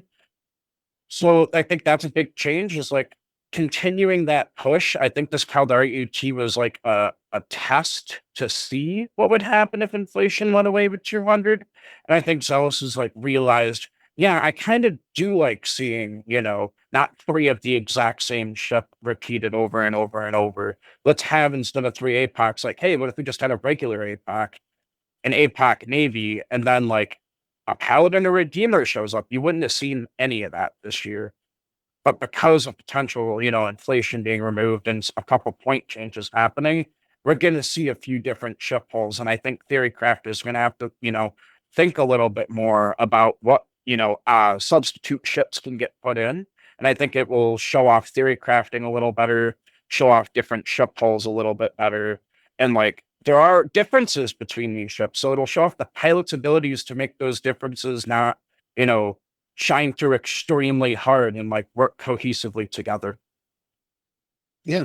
To give a concrete example, in our last match in the feeders, in the feeder tournament, the very last match of the feeder tournament, we played Space Violence, and they brought something that I don't know if commentators or Twitch chat mentioned, was the biggest attack bar. Aliaris mentioned this. It was the biggest attack bar for that tournament. They brought an AC Rush, triple Sleipnir, double Broadsword, triple Swipple, double Scalpel. So that is 4 different ships total, right? Repeated several times. That's going to be potentially, if points inflation is brought back, is going to be impossible, nearly impossible, very unlikely to see next year, because they would have to be very underpointed to still be worth stacking so much. So you'd have to find replacements, which makes theory crafting more interesting, as Chad said. So you maybe see, 1 Broadsword, 1 Vagabond, or instead of triple Swipple, you'd see 2 Swipples and a Cinnable or a Stabber or some other like tackle ship that might be able to replace the Swipple in the comp. You would probably still see triple Sleipnir, because I don't think you can replace it with the Hurricane Fleet or the Kiz. They're not as good. But I digress. That depends on point values. I don't want really to predict anything, because I mean, this year we had the removal or reverse of Surgical Strike and the Logi buff, and in the beginning we assumed we see far more T2 Logi cruisers. In the end, at least for Deepwater, we just bought the Navitas, because against 3 battleships, it's not really a threat. You don't really have to use the Inquisitor, and we could use the extra med slot, which was really helpful for our comps at least. So basically the reverse of what we assumed at start. I think it depends what like major expansion comes in between, and that will define maybe the meta. But I would also hope for the point inflation deck. And what I would like to see, at least like a one-time experiment, is if we do this year the high restriction was only 3 of a kind, 3 battleships, battlecruisers, and so on. Last year it was 4 of a kind, I think. And I would like see like a ladder that you can say, okay, 2 battleships, 3 battlecruisers, 4 cruiser frigate, whatever. I would like to see that, or I would hope to see that. I think that I mean, 2 battleships would basically destroy the whole this year meta. Very reliable, and I think that would be really funny. I think we had a decently strong 2 battleship comp that was interesting. But Yeah, I agree. I think I saw Mira propose that specific change first from Tusker's captain. I think a lot of us would like that. It would shake up the meta. It would still keep Octo not super dominant, I think. So it would avoid repeating last year's meta, but it would also remove triple battleship, which would avoid this year's meta. And I think it's good to just shake it up. Might not end up producing. We don't know. Like we don't know what it would exactly do. It might not end up being super interesting matches. It might be too limiting. Who knows? But it would be interesting just to shake it up. One thing I am anticipating is either the removal or the heavily up-pointing the cost of the cenotaph or zenotaph, as some of the analysts call it. Honestly, just remove it. It was such a wasted ban most of the times, I would say. Yeah, it was very polarizing. I'd like to keep the Tholos in. I'm very much for keeping the Tholos in. It is interesting. It's not nearly as oppressive, but it's still an interesting addition to some ham rushes and AC rushes. I think that's another thing to like looking into the future is like the bans this tournament were very unlike other tournaments, it did feel like, with the ban system they introduced. And I don't even think it had to do with the system. It just had to do with like, hey, these exact ships are banned. And the desk was just sitting there like every second, every match, pointing at the same exact ship with their golden pointer that they spent more time building than the AT ships this year. Cough, cough. But yeah, like it's the same bans over and over. And I think that might have a little to do with meta and like the Casino having its first true appearance and Zarn being discounted for once. Ban like changes in the future, I think, are going to be interesting because I don't think they were as tactical, and I do want to blame the meta. But I'm interested to see how they go about the banning stuff based on how this year went, because it was kind of a bad ban like day. I love the draft ban. I was saying this even before feeders. I believe with the removal of point inflation this year, and with the Seno being added to the AT, I believe every team should have gotten one more ban than they did, both in feeders and the main event. And it would have helped. But that's a band-aid on the problem of, hey, Sino is added to the game. You know, you remove that, and I'm fine to going back to 3 in the feeders, 4 in the main event. Although, speaking of that, I don't know why we just don't have the same amount of bans in the feeders in the main event. It's like they want a gateway like for newer teams, but I don't think that that's actually something that makes it easier. I You think it know? points them in the wrong direction, yeah. I think newer teams then have to adapt and like change this, that, and the other. And there's no need to do that. Also, I think like a lot of it just has to do with making the feeders feel a little different than the main tournament because it's not the main tournament. People like put them together these days. It's just not though. Yeah, but that's the only real difference from a viewing perspective. But Other than wait, to get on the chat a little bit, I think the Zarn ban was mainly a result of the 3 battleship meta.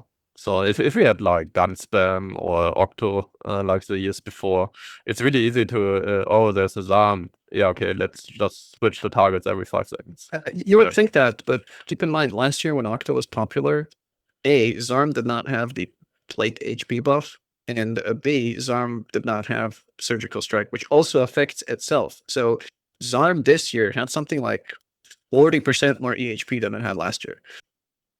So yeah, it was ridiculously hard to kill. Yeah, you know. Yeah, fair enough. Zarm EHP is kind of stupid. I agree. Yeah. But I mean, in theory, you could just. Normally, if we face the Zarm, we normally had at least 1 damn chip, I would say, or 2. So you could push it in, which helped a lot. And we also, we were kind of loot heavy in our comps when we had the not banned. But normally, I would say if you had like gun spam and especially with 3 battleships, something like that, you have a lot of small stuff running around, which has not a lot of EHP. And then the Zarm could struggle if you do the fast switches on targets, really. Well, I think the other thing too that plays into this, and this plays into the whole meta conversation we're having, is the triple battleship. They changed going from 4 to 3 of a hull class being allowed. So now, like, you're not seeing for the Octo for battle cruiser, for cruiser meta. You're also seeing less, like, there's a lot of teams that would bring 4 frigates, like E-War frigates. And I know good teams don't care about this, but there's teams that are very untempted to bring Zarms because they look at the Zarm and say, spool is what makes the Zarm good. And that's kind of a false, thing. It's a fallacy. Yeah. Yeah, it Roughly. clicks in your head a little bit. But they do think like I can't spawn a frigate. Oh, I can't rep multiple things, so these frigates will die. So those aren't bad. And I think that has a little bit to do with it. Like sometimes in the past, you'd see 4 frigates, extra like destroyers, and less tanky ships because there was more slots available down low with the 4 like frigates, 4 destroyers, 4 cruisers available. So Zarm was a little less tempting to bring. Now it's like big HP ships. Zarm can spool, Zarm can do all these other things now. And that all just plays into the meta. And the Zarm being discounted basically this year was also a little interesting. I think Philon had a question. Could the ban situation also have been since it was only one weekend, so there was no time to theory craft? Because Ravens and Raven Navy bans got really common on day 2 and 3. I think that did influence it a little bit. Yeah, I don't think we've seen any Raven Navy bans day 1, and then they had shot several flagships, and then suddenly they were getting banned in every match, which was a funny situation. I think that's also, I believe that's a time zone difference in a way, because from what I gather, it's mostly US time zone teams that got to, that found the idea of the Torp Raven Navy rush actually being stronger in certain things. And because there was a lot of talk of certain teams not ever seeing it between feeders and main event. It was more popular in feeders, but it was really bad in feeders. So there was this, I guess, specific meta shift that happened between feeders and main events that pushed people into even more battleship heavy stuff. And I guess the addition of the extra ban maybe helped it. I think Like, also, yeah. like people knew it existed because it showed up in feeders and it wasn't horrible, but it's more one of those like in AT history, in recent AT history, bringing torps is bad. It's cheese, and that's all it is. So people probably didn't take it seriously, and then like saw like battleship meta. We just bring ravens. Battleship meta. We just bring ravens. We can headshot that, and then you see it so much over the course of the first day where you're like, we expected to see it once or twice. We didn't think it was something serious though. And then next thing you know, you have to ban it to make sure you don't lose a flagship. And like you just continue to see it and like it's possible, but it's unlikely.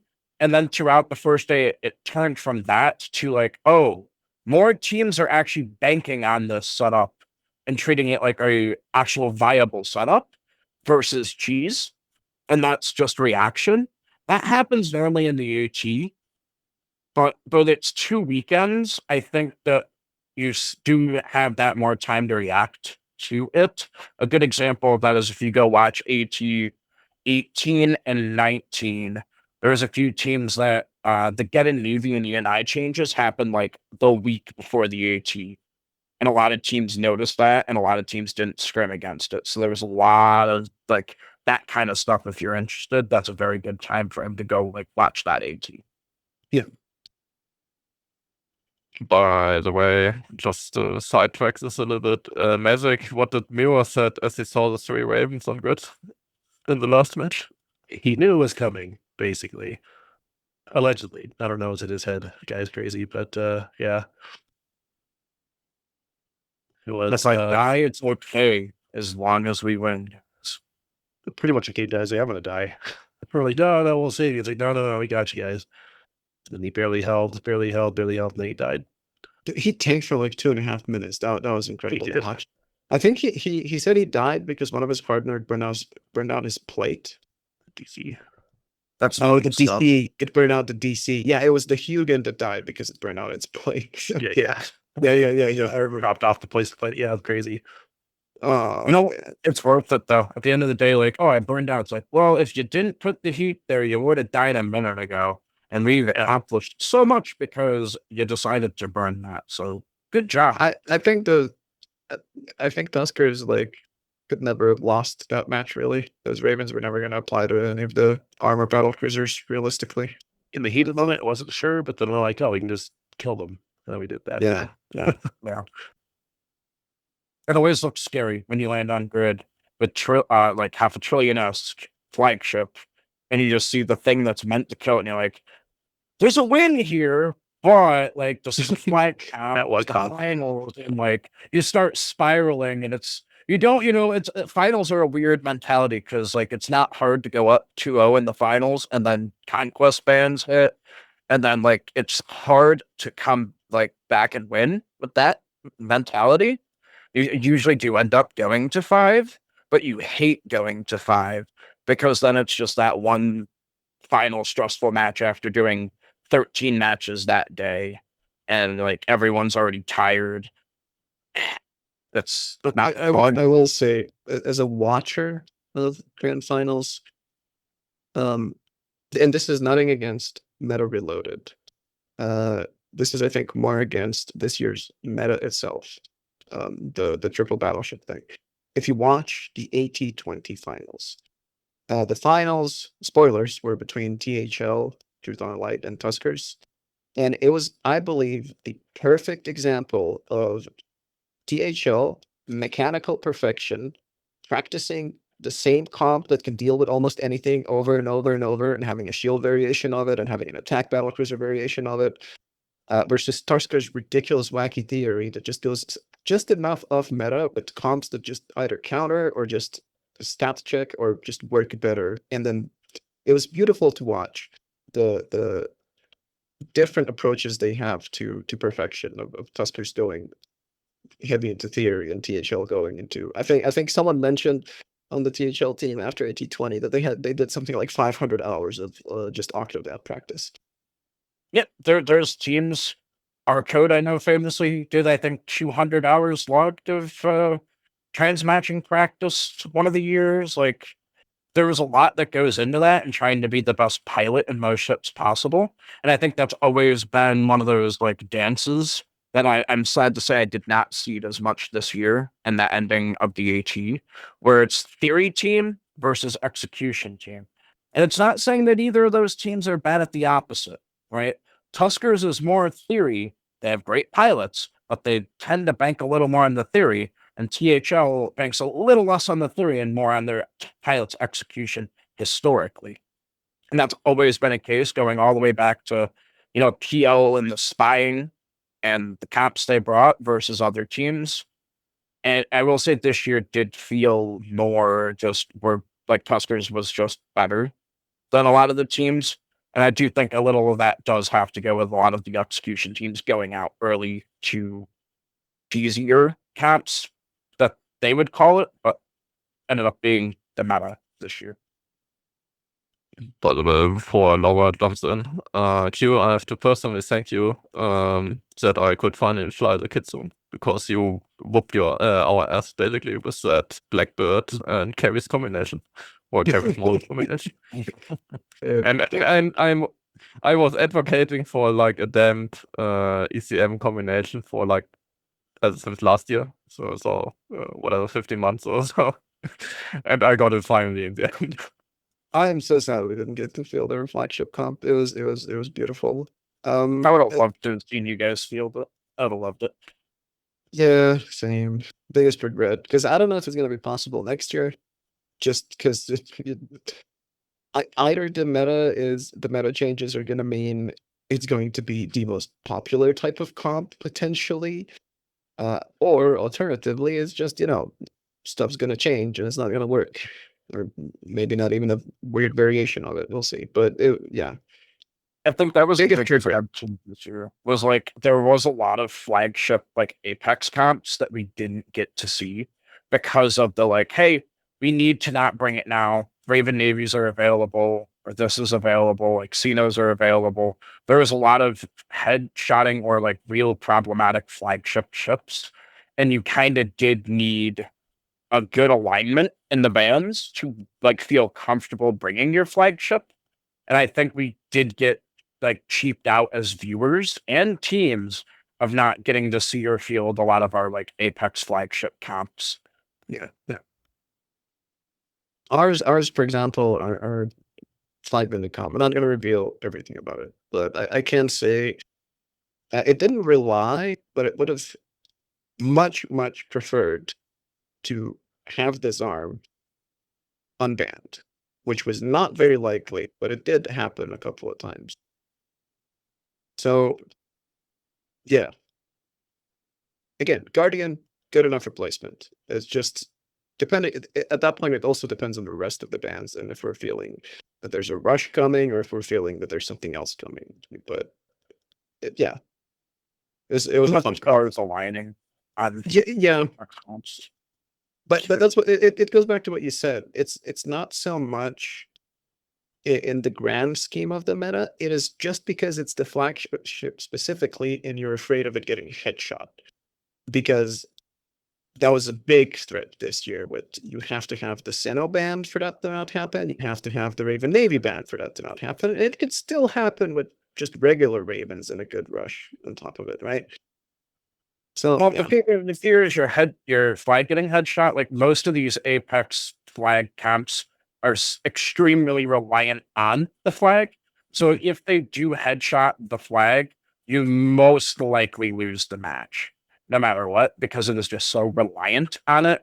Like a good example of this was when Platinum brought their APAC and their Widow Apex flag camp, and the Widow just instantly died. And then the APAC just died instantly as well. It was like, if you're worried the other team's going to bring a flag, you might as well just gamble and bring Raven Navies. And if they don't, then at least it's a little bit competitive still against most of the meta. So it was just like the flag Apex comps were just not able to be brought out because of fear, and it's sad. Just sad. Okay, folks, we've been going for a little over 2 hours now, and I think we're probably out of questions. So I guess it's probably a good time to wrap up. So I'd just like to say a massive thank you to all of the panelists tonight, everyone who's come along to listen as well. This is the last of our Demystifying the Alliance tournament series, which, as I said at the beginning, was a collaboration between EVE University and EVE Rookies. And over the past few weeks, we've had talks, we've had 3 panels, we've had watch parties with guests coming in and explaining what's going on to new players, that kind of thing. And it's all been aimed at trying to help new players understand and enjoy the Alliance tournament. And I'm hoping that it's been successful. Definitely, I've seen an uptick in talking about the AT and that kind of thing amongst our members. So I also want to just give a really special shout out to Kevin Grimwood from EVE Rookies, who's been a huge help throughout this project, behind the scenes and in front of the mic as well, and to everyone who's come along to any of the panels and stuff. So again, thank you everyone who has come along and everyone who's listening. I will put up a recording of this, as I've put up a recording of the other couple of panels. And yeah, I'd just like to say a big thank you to everyone. Thanks for having us. This was fun. I learned some Deepwater Hooligan secrets, some Tusker secrets. Good stuff. Good stuff. Yeah, thank you. I don't tell anyone. I think I have your flag count. But for everyone, join an Angel Games team or AT team next year. Do it. Do it. Anger Games is great. Lower entry fee. Need fewer members as well. Just get like 5 friends and 2 mercs, and you're probably good. It's very fun.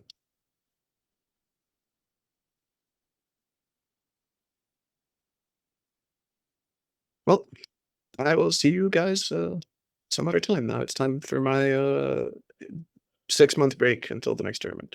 Have a good one. Have a good one, everyone. Good night. Bye. Good night. Yes.